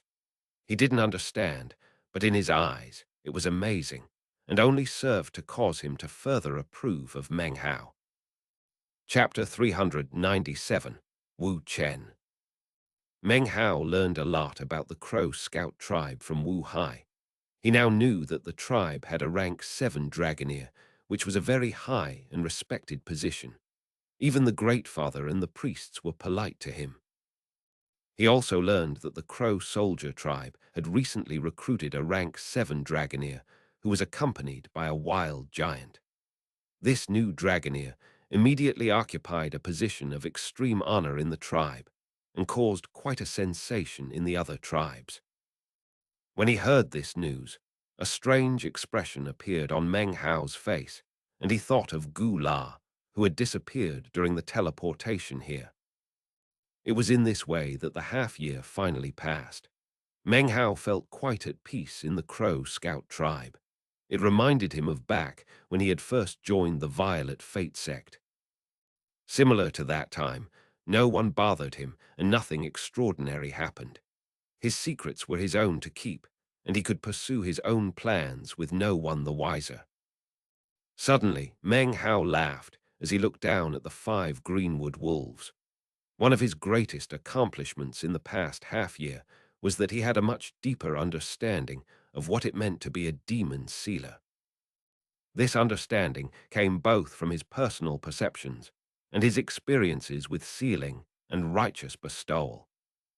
He knew that if he wanted to, he could seal Big Harry in the blink of an eye. The chi inside of Big Harry was demonic chi, which lay within the realm of what he could seal. Similarly, if he wanted to, he could cause the other Greenwood wolves to be just like Big Harry. Regarding the art of righteous bestowal, Meng Hao thought a lot about it during the half-year. By now, he was certain that as far as all neo-demons were concerned, righteous bestowal truly was a type of approval and good fortune. It was almost like bestowing them with a title. The higher the level of a neo-demon, the more it would thirst for righteous bestowal. Anything that did not crave righteous bestowal was not truly a demon. In addition to gaining a deeper understanding of demon sealers during the half-year, Meng Hao also managed to fill his courtyard with lotuses. Soon, it became very much similar to his courtyard back in Holy Snow City. Outsiders didn't pay much attention to this. Cultivators in general command a certain level of freedom that others wouldn't interfere with. In any case, no one had any idea the significance of lotuses to Meng Hao. Of course, they were critical to his understanding and enlightenment regarding the lotus sword formation. From the moment he had acquired the sword formation until now, he had constantly been studying how lotuses bloomed and withered. As of now, lotuses were firmly planted within Meng Hao's mind. The feeling he experienced because of this was hard to describe. If he closed his eyes, it was as if lotuses were blossoming inside his head. He hadn't employed the sword formation since reaching this state, but he was convinced that if he did, the result would be very different than from before. Meng Hao did no further research regarding totems. However, he continued to make more profound speculations about them. At the moment, it was dark outside. Looking out, it was hard to tell whether it was night or if the sky was just obscured by dark clouds. However, he could sense moisture in the air. It's starting to rain again, he murmured. Recently, it had been raining a lot. Sometimes it came down so hard that it pooled up on the ground and created streams and rivulets. The sound of the pouring rain made it seem as if it were fighting against heaven and earth. Sometimes it hit the ground with so much force that the water shot back up into the air, as if it wished to return to the heavens above. Instead, it simply turned into water vapor. However, it seemed as if the mist retained the same stubbornness that the rain showed. Meng Hao looked outside at the shattering raindrops and was able to faintly sense the unyielding will of the rain. Even after being turned into a mist, it still wished to fly back up into the heavens. Entombed on the earth, but desirous of a return to life in the heavens. Meng Hao looked up at the dark clouds which obscured the heavens. After a long, long time passed, he closed his eyes. Perhaps that is also the path of a demon sealer, he murmured. Having achieved the level of cultivation base that he had, Meng Hao was now able to sense some of the truths that existed in heaven and earth. Each bit of enlightenment represented a development in his psyche. It became cognition that would later be power to be used in spirit severing. But which is better, sealing all the demons under heaven, or approving them with righteous bestowal? Meng Hao sat there lost in thought. His 5 greenwood wolves lay around him, silently accompanying him as he watched the rain. It wasn't until dawn that the rain finally began to lessen. At that early hour, the Neo-Demon Kennelist district was quiet. There were no cries of Neo-Demons. Everything was silent. It was at this time that footsteps rang out to break the silence. The sound of water splashing in the puddles could be heard, and an unfamiliar smell arrived that caused the silence to end. It was a young man of a little over 20 years of age. He wore clothing that only elite members of the tribe could wear, a long green leather robe, trimmed with what looked like silk or satin. It gleamed beneath the morning sunlight, causing the young man to look quite extraordinary despite his relatively low cultivation base. At the moment, he was frowning as he endured the unpleasant odor in the area. He held an umbrella in his hand as he hurried toward a distant courtyard. Wu Ali has gone too far this time. When my father was alive, people of his bloodline would always be completely courteous and respectful when they saw me. But now, the young man clenched his jaw in fury as he walked along. This was Wu Chen, one of the Crow Scout tribe, a member of one of the tribe's three great bloodlines. The three great bloodlines were where the successive generations of great fathers came from. Barring unforeseen circumstances, the future great fathers would be selected from such descendants. Wu Chen, of course, was just such a person. His father's name had rocked the 5 tribes of the Crow divinity years ago. Unfortunately, he had died a few years ago while outside of the tribe, and the resulting legal matters had still not been settled. As a result, his bloodline lost its position as the most powerful. As for Wu Chen, his previous prestige was now nothing but an illusion. It was impossible to conceal the sore straits he was in. Because of the law of the jungle in the cultivation world, any bloodlines without a powerful expert, no matter how prestigious, would become a target. This was the truth even in the Crow Scout tribe. Over the past years, Wu Chen had fallen far from his previously high position. This was something he couldn't accept in his pride, but really, there was little he could do about it. He was forced to endure the scoffing of his rivals and the increasing level of disrespect shown to him by fellow tribe members. There was no way for him to do anything about it except to follow the wishes of his older sister and lower his head. However, he could not remain reconciled to such a situation. In his mind, his sister's choice was the wrong one. He had just made a breakthrough in his cultivation base and was now in the 8th level of qi condensation. He was now willing to pay any price to acquire a level 3 neo-demon, even secretly borrow large amounts of spirit crystals from other tribes. With a level 3 neo-demon, all the members of my generation in the tribe will have no choice but to pay attention to me. All the rest of them have rank 3s. I can't be left behind. He clenched his jaw and ignored the pain in his heart. Choosing not to think about how he would possibly pay back his debt, he strode forward. His plan was to find rank 3 Dragoneer Shuimyu, which was the only way he would be able to acquire a cheap level 3 Neo-Demon. All members of the Crow Scout tribe would receive a level 1 Neo-Demon after reaching a certain level of cultivation base and making a contribution to the tribe. The higher one's cultivation base, and the better the contribution, then the greater the compensation would be. Members of the 3 great bloodlines were even more special. They could acquire a level 1 Neo-Demon at no cost. Furthermore, the higher their cultivation base climbed, the better Neo-Demons they could get, all for free. The key was to be powerful.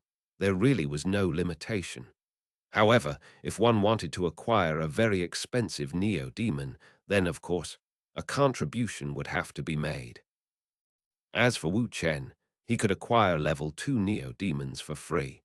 If he wanted a level 3, he would have to pay some spirit crystals. All of the Neo-Demon kennelists, including Meng Hao, were part of the Crow Scout tribe. Their job in the tribe was to raise the Neo-Demons. That didn't mean they actually owned them. In principle, anyone could come with a command medallion and take the Neo-Demons away. That was just in principle, though. In actuality, there was an unwritten rule that prevented that from happening. Neo-Demon kennelists were actually low-level Dragoneers whose rank was determined by the highest-level Neo-Demon they could raise. Because of that, and because of the respect for Dragoneers, who were not to be offended, all tribes in the Western Desert ended up having the same custom. Dragoneers had the right to decide whether or not to give the Neo-Demons they raised to others. Furthermore, Dragoneers also had the first right to buy any of the neo-demons they raised. Grim-faced, Wu Chen hurried along toward the courtyard that was his destination. The aroma that drifted about in the early morning air left him feeling uncomfortable. Because he had disturbed the peace by coming here just now, the howls of neo-demons began to rise up from the various courtyards in the area. This caused Wu Chen to feel a bit annoyed. He hurried along through the area, occupied mostly by level 1 and 2 neo-demons, and then entered the area where many level 3 neo-demons could be found. It was at this point that he walked past the entrance of Meng Hao's courtyard. Just as he was about to continue on, Meng Hao's greenwood wolves joined the other neo-demons in their howling. The sound of it seemed ordinary, but as soon as Wu Chen heard it, his heart and mind trembled and his facial expression changed to one of shock. The howling of the greenwood wolves wasn't very high-pitched, but he was very close, and the sound of it sent his head spinning. He suddenly felt himself trembling, as if there were some great pressure weighing down on him. He gasped, turning to look toward Meng Hao's courtyard. He had heard the howls of level 2 neo-demons before, and never before had they shook him in such a way. Without hesitation, he pushed open the door and looked inside. He saw a gentle, scholarly youth sitting there cross-legged, looking back at him with eyes as clear as the night sky. The youth was surrounded by 5 greenwood wolves who were also staring back at Wu Chen with eyes cold and filled with ferocity.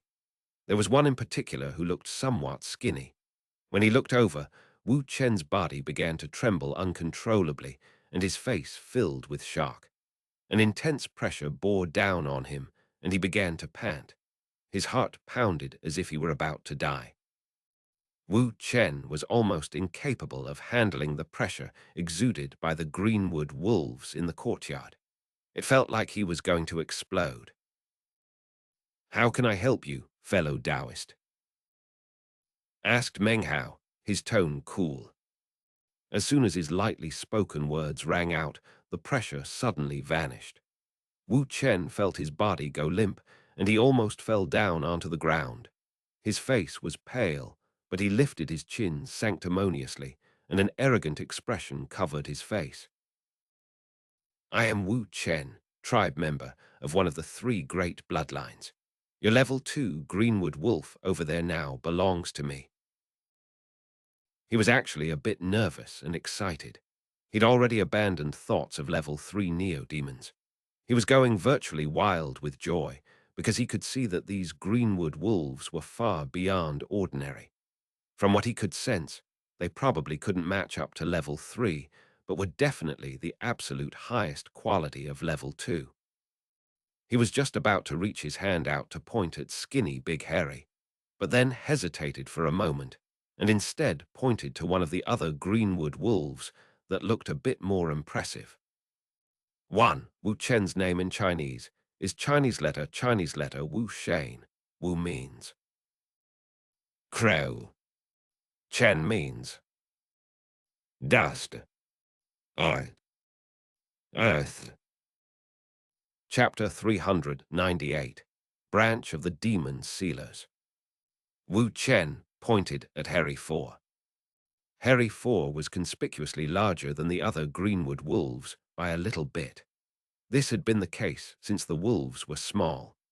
However, Meng Hao had named the wolves based on their strength, with 5 being the weakest. Harry 4 was neither the most nor the least powerful. Being pointed at by Wu Chen caused his eyes to shine with a fierce, cold glow, and he let out a threatening growl. In his limited consciousness, only his master could point at him in such a way. Nothing else in existence qualified to do so. "Your cultivation base isn't sufficient," said Meng Hao coolly. "You can't control him. Go pick something from another courtyard." He stroked Harry 4's furry head. Harry 4 lowered his head obediently in a very charming fashion. If Meng Hao weren't here right now, he would have immediately charged forward and ripped Wu Chen to pieces. "You!" cried Wu Chen, his face twisted. Looking at Meng Hao, he had the feeling his cultivation base was profound. However, he was a member of the Crow Scout tribe and a descendant of one of the three great bloodlines. Considering his identity, it didn't matter if he was a bit down on his luck. He was still above virtually any vassal in the tribe. I'm already in the 8th level of Qi condensation. I can control any level 2 Neo-Demon. Greenwood wolves are known for their speed, not for their close quarters fighting. What the hell makes you think I couldn't control it? Wu Chen ground his teeth as he glared at Meng Hao. Almost the moment he finished speaking, Harry Four's cold eyes flickered. Suddenly, a green blur appeared, and in the blink of an eye, Harry Four was standing directly in front of Wu Chen. His mouth was wide open, and right in front of Wu Chen's nose, almost touching it. Wu Chen's face instantly filled with shock. He let out a cry of alarm and backed up. Cold sweat had broken out all over his body, and his face was as pale as death. Breathing ragged, pupils constricted, he stood there, his mind spinning. Just now he had felt an intense sensation of imminent death. It was a feeling he had never experienced before, and it caused his entire body to tremble. Lingering fear continued to fill him. Meng Hao gave a reprimanding harumph, which Harry Four heard, causing him to immediately go limp. He lowered his head, unwilling to even look at Meng Hao. Wu Chen took in a deep breath. A bright light shone in his eyes as he stared fixedly at Harry Four. He was breathing even more heavily now. His heart began to thump as he looked at Harry Four's more than 3-meter-long frame, his green fur and mighty disposition. I've seen a lot of level 2 Greenwood wolves, he thought to himself. Even ones belonging to other bloodline clan members. None of them were even close to being this fast. This is definitely a mutant Greenwood wolf. It must be. The only way it could be so fast is if it were mutated. It could have killed me in the blink of an eye. At this point, he looked over at Meng Hao. According to the rules, this Greenwood wolf belongs to the Crow Scout tribe. I have the right to take it away. His words sounded stalwart, but in reality, his heart was trembling. If it wasn't for the fact that the wolf frightened him so much, he wouldn't speak in such a way, quoting the tribe rules to get his way. Meng Hao laughed inwardly and shook his head. Considering the level of his cultivation base, he wouldn't stoop to arguing with a mere ISSTH level Qi condensation cultivator. If you're capable of taking him, go ahead, he said, then closed his eyes and paid no more heed to the goings-on. Fine, it was your suggestion, replied Wu Chen, unable to conceal the wild joy which filled his heart. Other than being a descendant of the three great bloodlines, Wu Chen wasn't too extraordinary.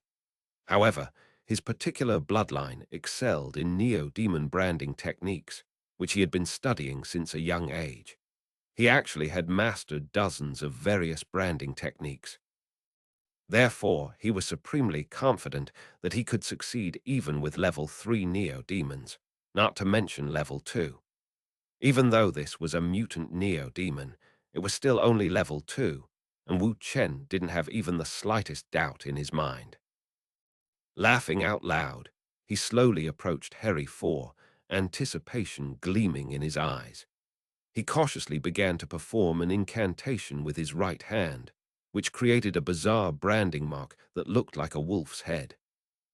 When the branding mark appeared, a look of confusion appeared in Harry Four's eyes. Seeing this caused Wu Chen to grow even more confident.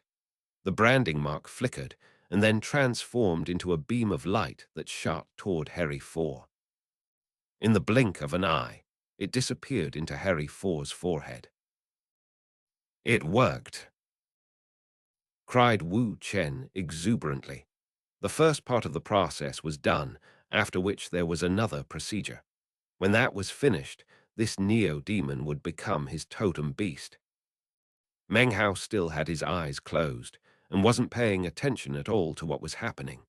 He did nothing to stop Wu Chen from approaching Harry Four. Wu Chen lifted his hand up to touch him, but even as he did, Harry Four suddenly lifted up his enormous head. His face was filled with ferocity, and his eyes glowed with a cold, cruel light. His gaze instantly caused Wu Chen's face to fall. His heart began to pound, and he immediately backed up, his eyes filled with disbelief. No way, how could it have failed? He immediately decided to switch branding techniques. Soon, an hour had passed. Wu Chen tried 7 or 8 different brands, but in the end, none were successful. The ferocity in the eyes of Harry Four continued to grow thicker. Finally, Wu Chen sagged, his face pale and filled with disbelief. Harry Four let out a howl and then shot forward. His mouth opened wide, heading directly toward Wu Chen's neck. Intense killing intent and ferocious cruelty emanated out. He moved with such speed that Wu Chen had no way to dodge. A green glow filled his eyes, which then began to grow dark. There wasn't even time for a sense of danger to well up in him. In this critical moment, Meng Hao opened his eyes and said, "Get back here, Harry Four." Harry Four let out a yelp and then began to tremble. The razor-sharp teeth in his mouth had been just about to latch onto Wu Chen's neck. Instead, Harry Four moved backward, returning to lay down next to Meng Hao, his face cute and charming. Wu Chen's face was completely devoid of blood, his entire body was shaking, and his mind was in chaos. After coming to this terrifying courtyard, he had nearly died twice. Then he experienced the unthinkable situation of all his brands failing. The only thing he could do was stare at Meng Hao. As of this moment, Meng Hao had become completely unfathomable in his mind. The image of Meng Hao sitting there, surrounded by his 5 greenwood wolves, was something that Wu Chen would never be able to forget. It was branded permanently into his brain. "Senior, Wu Chen wasn't sure what to say. He stared at Meng Hao and the greenwood wolves for a moment. Trembling, he clasped hands and bowed deeply, then hurried out of the courtyard. He closed the door on his way out, and then stood outside and bowed again a few times. Feeling both perturbed and amazed, he turned to leave. A master, a true master who can raise mutant neo-demons. He's definitely a real Dragoneer. There must be a reason why he's hiding out here. I can't tell anybody. Maybe if I run into some real problems in the future, he'll give me some good advice." Having made his decision, Wu Chen took a deep breath and rushed off into the distance. Meng Hao watched the young man leave, his expression the same as ever. It was impossible to hide the fantastic qualities of his greenwood wolves, nor did he plan to. In his opinion, being known as a Dragoneer wasn't a bad thing. Actually, Meng Hao's methods of controlling the neo-demons actually far exceeded that of Dragoneers. That was because he was no Dragoneer, but actually a demon sealer. A demon sealer masquerading as a Dragoneer was like a grandmaster of the Tao of alchemy, pretending to be an average alchemist. There were 2 completely different levels that were vastly separated. Of course, it wasn't very difficult to pull off something like that. Everything that Dragoneers could do, demon sealers could also do. However, it absolutely didn't work the other way around. I've always thought there are a lot of similarities between Dragoneers and demon sealers.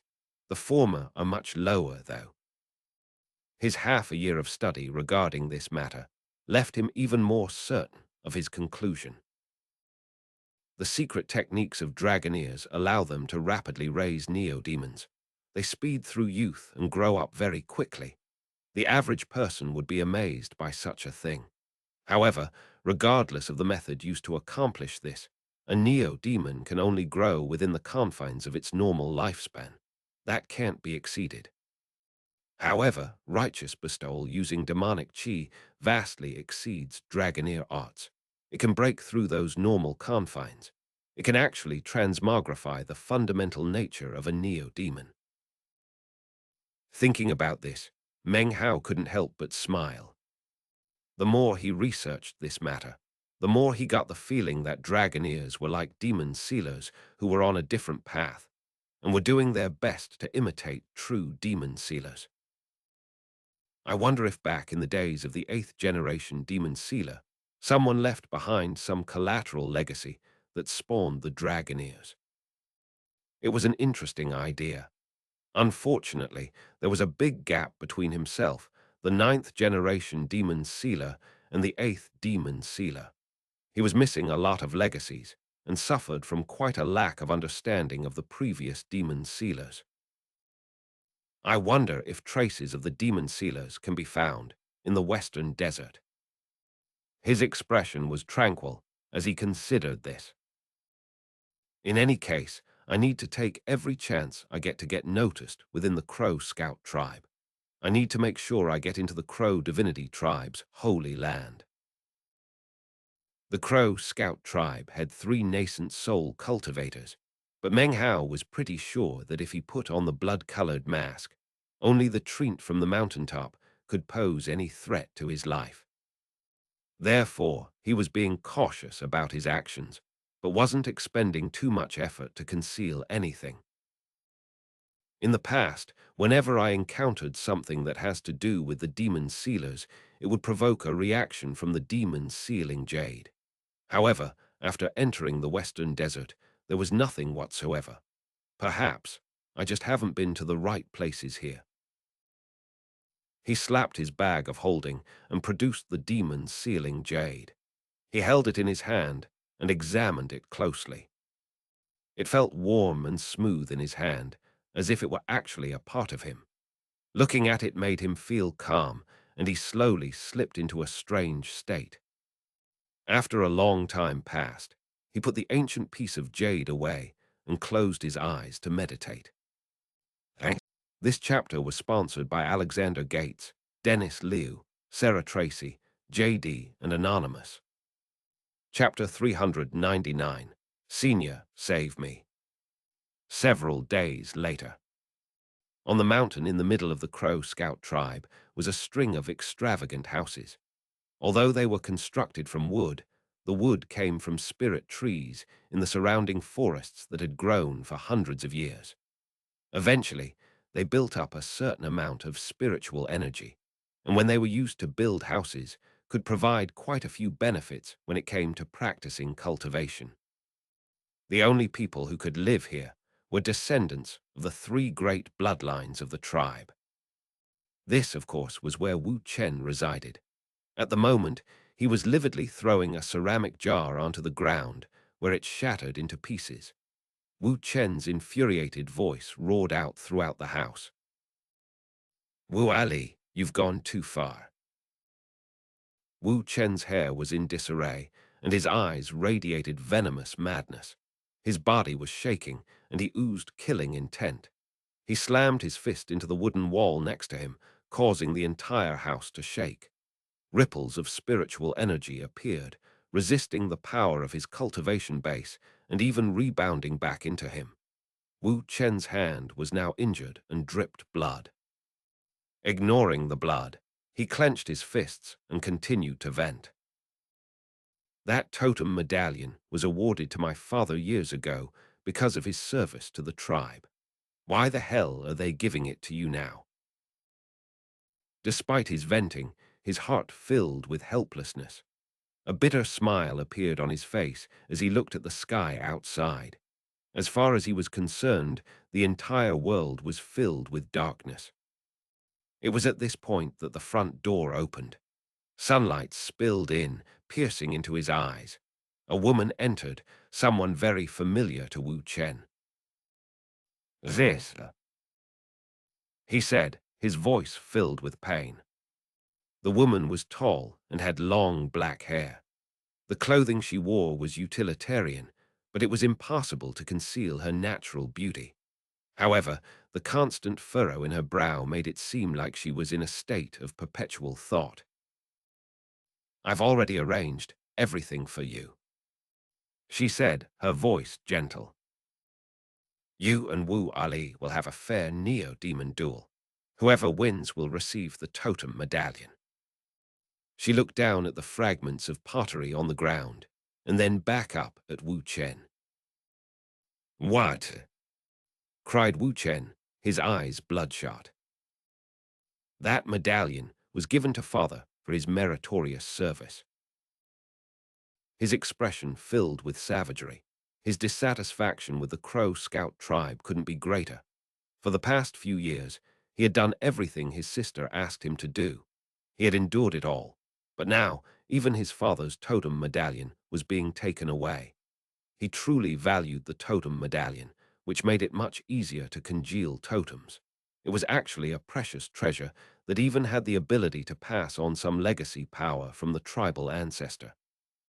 Seeing Wu Chen in virtual hysterics, his sister soothingly said, "The whole matter was set by the tribe greatfather, so you have to comply.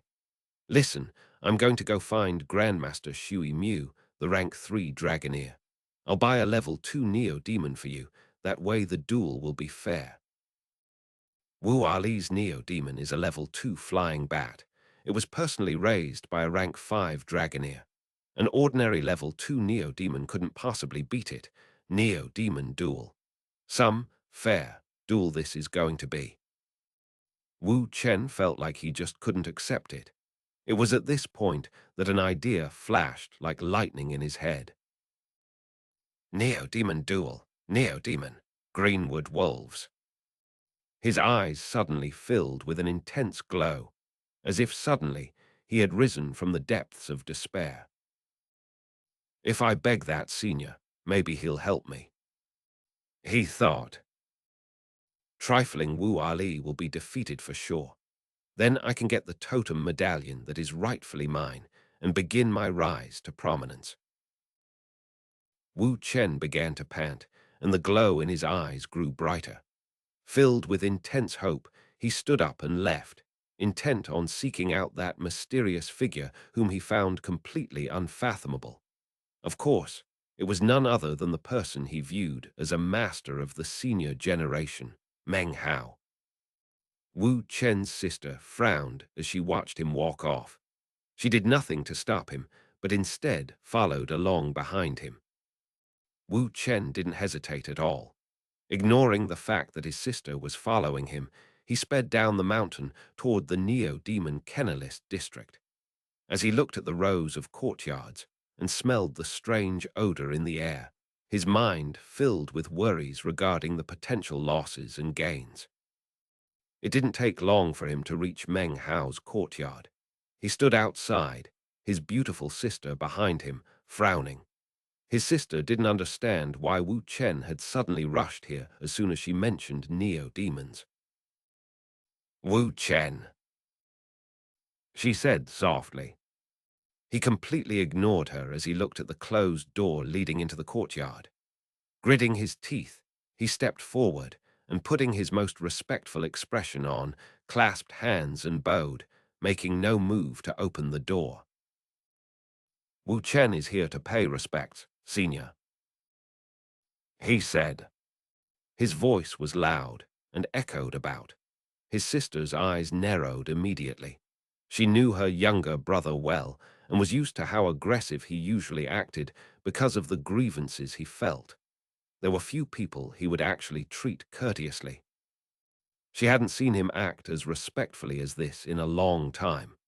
Actually, she could clearly see that the respect he was showing was not an act, but existed deep in his heart. This place. She looked closely at the courtyard and the shut door. A long moment passed. Wu Chen gritted his teeth and continued loudly. "Wu Chen of the junior generation pays respects to the senior generation. Senior, I would like to request an audience." His voice echoed out, immediately attracting the attention of other nearby neo-demon kennelists. Quite a few opened the doors of their courtyards to look over. When they saw Wu Chen and his beautiful sister, it only took a moment's thought to recognize who they were. Wu Chen's sister was starting to feel a little irritated. From her perspective, Wu Chen was a descendant of the three great bloodlines. Vassals weren't even members of the tribe, so there was no need to show them such veneration. And yet, Wu Chen had bowed twice in greeting to the owner of this courtyard. She frowned and let out a cold harumph. She was just about to push the door open to see how skilled this cultivator was, who her brother showed such politeness to. However, as soon as she stepped forward, her brother moved to block her, an imploring look on his face. When she saw his expression, her heart softened. With an inward sigh, she stepped back. Deep in her heart, her irritation at whoever was in the courtyard continued to grow. More cultivators were looking at them now, and some of them were discussing the proceedings in low tones. Those are descendants of the three great bloodlines. I've heard of the two of them. Why would they possibly come here to pay respects to a mere neo-demon kennelist? If they were going to pay respects to anyone, it should be Grandmaster xianxia. The cultivator in that courtyard is surnamed Meng, and there's nothing special at all about him. Maybe Grandmaster xianxia isn't as polite as he seems and refused to part with a neo-demon. Then they had no choice but to lower their standards. Even still, why would they pick a neo-demon kennelist with absolutely no reputation? Wu Chen and his sister could hear what people were saying. As for Wu Chen, it didn't change his mind at all. His sister, however, was looking grimmer and grimmer. She had already endured about as much as she could when the courtyard door slowly opened without a sound. From within, a pleasant voice could be heard. "Enter." Wu Chen immediately got excited. He took a deep breath and then organized his garments. Bowing once more, he cautiously entered the courtyard. His sister followed, her face dark. Meng Hao was sitting there cross-legged, surrounded by his 5 napping greenwood wolves. When she saw the wolves, Wu Chen's sister's eyes went wide. With the exception of one, the entire group seemed to be high-quality level 2 neo-demons. Now she understood why her brother was being so polite. But there are a lot of cultivators in the Western Desert who are skilled in raising neo-demons. She thought. Wu Chen isn't very experienced, so he mistakenly assumes that this guy is special. I wonder what this guy did to fool Wu Chen so well. Her eyes glittered coldly, and in her heart she snorted coldly. As soon as he entered the courtyard, Wu Chen dropped to his knees. "Senior, I beg of you to save me." This caused his sister to frown even more deeply. Meng Hao opened his eyes. He looked over Wu Chen and his sister, taking note of her antagonistic bearing. Ignoring her, he focused on Wu Chen. "You really aren't capable of controlling these greenwood wolves," he said calmly. "Senior, I'm not here to request control of the greenwood wolves," he said, his voice filled with cordiality and entreaty. "I need your help. Wu Ali is being an intolerable bully. I have to engage in a neo-demon duel with him. Senior, I have no neo-demons that are capable of standing up to him. Senior, please save me. I beg of you to stand at my side as a dragoneer. I'll do anything you want, even pledge my life to you." "Wu Chen, get up," said his sister, her voice harsh. Wu Chen ignored her and continued to stare fixedly at Meng Hao, his eyes pleading. Meng Hao looked at him silently for a moment, his eyes glittering.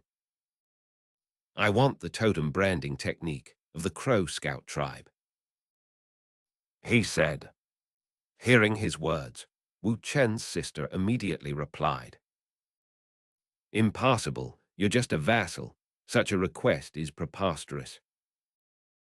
2 totem tattoos glittered on her, indicating that her cultivation base was at the foundation establishment stage. Meng Hao ignored her, continuing to look at Wu Chen as he waited for him to respond. Wu Chen hesitated for a moment. A totem branding technique was a conclave magic of a tribe.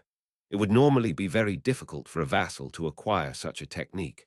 According to custom, Wu Chen shouldn't reveal such a technique to an outsider. Unless he was willing, the technique could not be extracted from him, even by soul search. Every conclave tribe member was blessed with a totem, which was branded onto their very soul.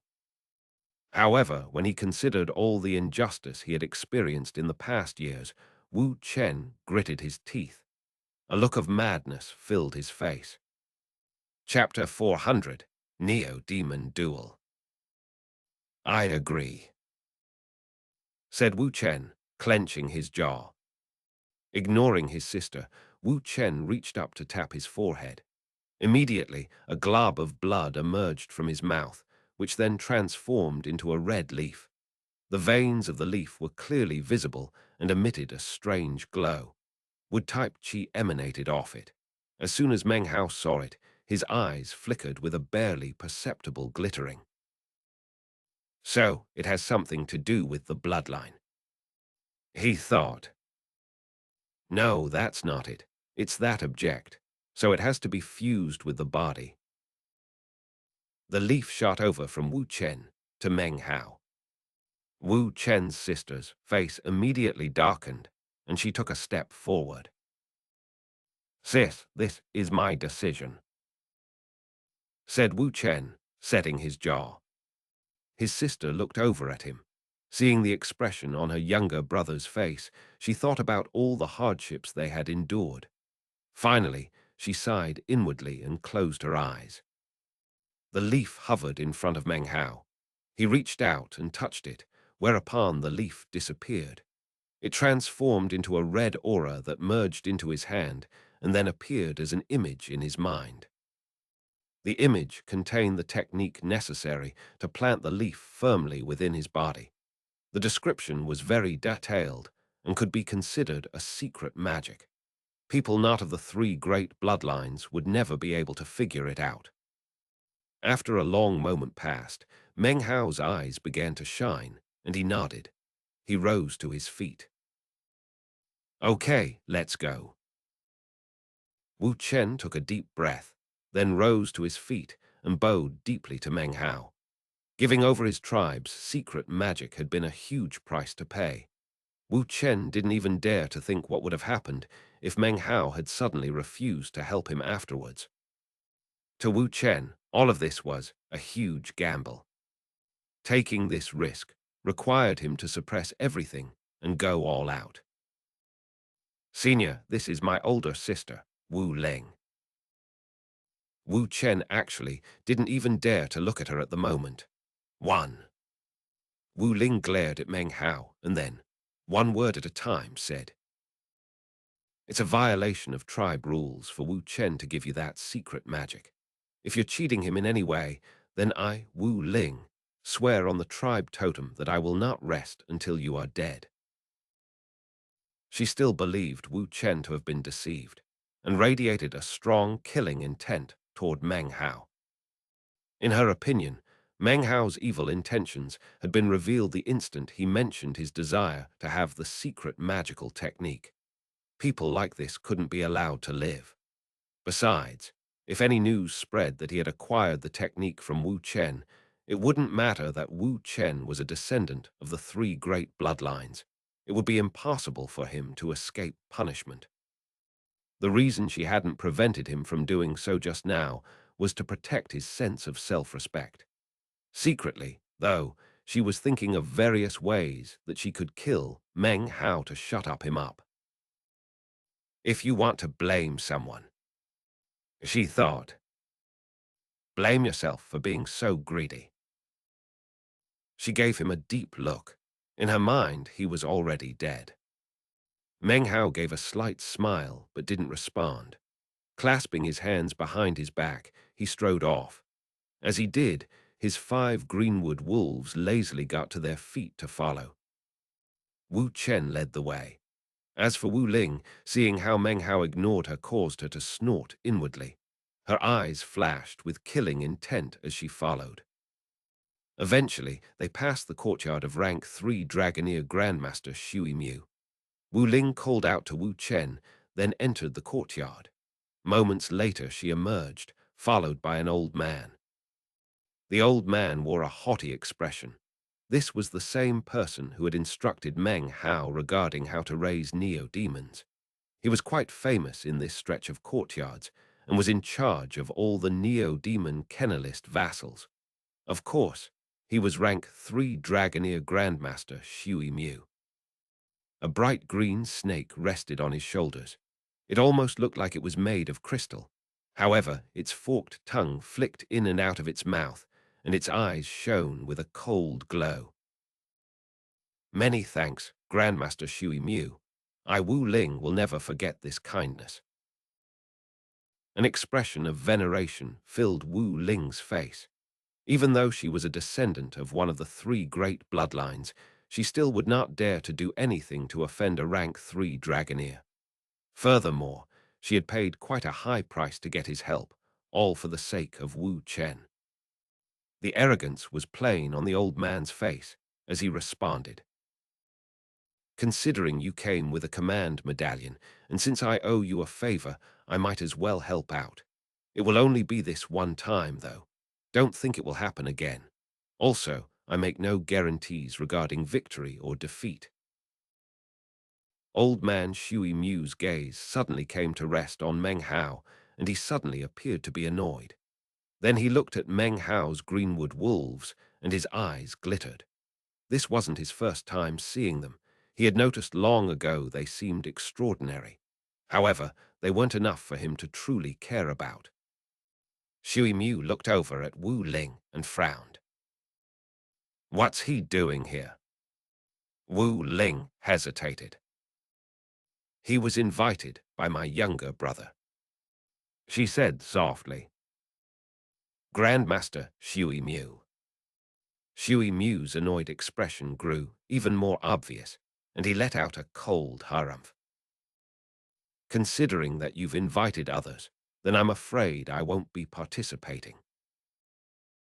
His expression dark, he flicked his sleeve, turned, and walked back into his courtyard. In his mind, it was inconceivable that he, a Dragoneer, could possibly participate in any activity with a mere neo-demon kennelist. Meng Hao's eyes flickered slightly as he watched xianxia turning to stalk off. He said nothing, but rather waited to see how Wu Chen and Wu Ling would handle the situation. Wu Ling was starting to get really nervous. She had spent a lot in her efforts to get help from Grandmaster xianxia. Glaring hatefully at Meng Hao, she followed after xianxia, her face filled with an expression of entreaty. She rattled off an endless stream of words as she tried to convince him to come back. Eventually, she gritted her beautiful teeth and offered even more compensation. xianxia eventually gave a begrudging nod, then returned, walking past Meng Hao without giving him a passing glance. Wu Ling breathed a sigh of relief. However, the bitterness she felt in her heart only deepened. She gave Wu Chen a meaningful look and then shook her head slowly. She was disappointed. She really did feel that it had been a big mistake on Wu Chen's part not to listen to her advice from the beginning. Sighing, Wu Ling followed behind Grandmaster xianxia as he walked off. Meng Hao smiled indifferently as he followed. As for Wu Chen, he looked thoughtful as he walked. The small group left the Neo-Demon Kennelist district and made their way up the mountain to an open square which was cut into the side of the mountain. Its surface was smooth granite. Meng Hao looked around as they walked, whereas Wu Chen was lost in thought. Up ahead, Wu Ling took out a branch, which she waved out in front of her. A green beam of light appeared that shot up into the sky and then exploded. The resulting boom seemed to shake Wu Chen out of his reverie. He took a deep breath and looked up toward the explosion. 10 beams of light immediately shot out from 10 different houses located on the mountain. Moments later, 10 people emerged. In addition, various other Crow Scout tribe members from down below the mountain began to make their way up. Wu Chen turned toward Meng Hao, a look of determination in his eyes. He clasped hands and bowed deeply. Grandmaster, please help me. Meng Hao smiled and gave a slight nod. His impression of Wu Chen was growing. The young man was a bit impulsive, but his determination and perseverance were admirable. People began to arrive, the first being from the group of 10. One of their number was an old man dressed in a long white robe. His white hair floated in the wind, and his body was festooned with tattoos. One of the tattoos was that of a tree.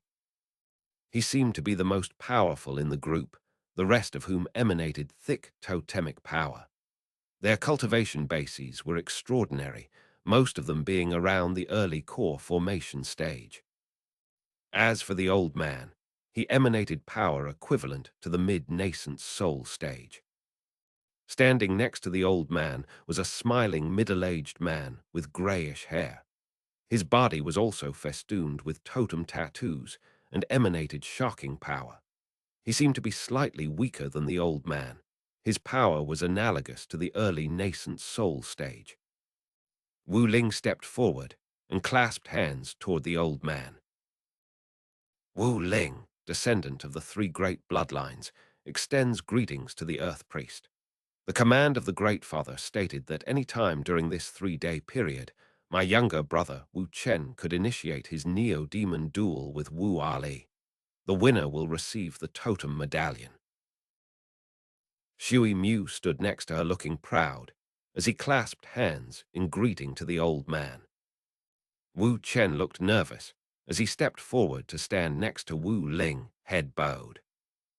This old man of the mid-nascent soul stage was none other than one of the 2 high priests of the Crow Scout tribe, who spent most of his time handling tribal affairs. He looked Wu Ling over, glanced at Wu Chen, and then sighed inwardly. On an emotional level, he felt sorry for the 2 of them. However, whatever decisions were made by the Great Father had to be complied with. The Earth Priest would never argue with him unless it was some matter of great importance. He gave them slight nods, then looked over at Meng Hao. As for the greenwood wolves that were gathered behind him, his eyes flickered as he studied them. However, he said nothing. Instead, he turned to Shui Mu. Thank you for your assistance, Dragoneer Shui Mu. Hearing this caused Shui Mu to suddenly feel a bit excited. He quickly clasped hands and bowed. To be able to assist descendants of the 3 great bloodlines is an incredible honor for someone as lowly as me. As these words were being exchanged, the rest of the 10 people arrived. One of them was a young man wearing clothes very similar to those worn by Wu Chen. He was tall and strapping, with handsome features and a somewhat proud expression. As he neared, Meng Hao could sense coldness emanating from Wu Chen's eyes. The young newcomer gave a cold snort and then said, Wu Chen, that totem medallion belongs to me, Wu Ali. However, since the Great Father decreed it, I have no choice but to defeat you and settle the matter once and for all. After this, he clasped hands and bowed in greeting to the Earth Priest, as well as the middle-aged man standing next to him. The middle-aged man smiled approvingly and nodded. He was the Grand Elder of the Crow Scout tribe, a position below that of High Priest, but one of great power nonetheless.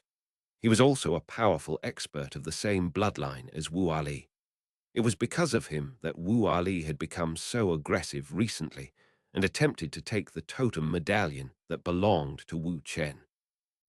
It was at this point that a small crowd of other Crow Scout tribe members arrived from below the mountain. There weren't too many, so it didn't take long for a group of close to 100 people to surround the square. Wu Chen was nervous. He took a deep breath as he stared over at Wu Ali. He was about to say something when Wu Ali gave a cold laugh and then waved his hand. A green light shot out to circle around in midair. Piercing cries rang out. Suddenly, the light stopped moving and transformed into a little green-colored bat the size of a human hand. It had sharp fangs, and its eyes glowed with a cold light. All in all, it looked quite fierce and caused the eyes of all the onlookers to glow. This is my level 2 neo-demon, a greenwood bat, said Wu Ali arrogantly. Wu Chen, produce your neo-demon. If you don't have one, then go ahead and ask your dragoneer to help you. Wan Wu Ling's name in Chinese is Chinese letter Wu Ling. Her surname, of course, means crow. Ling means spirit.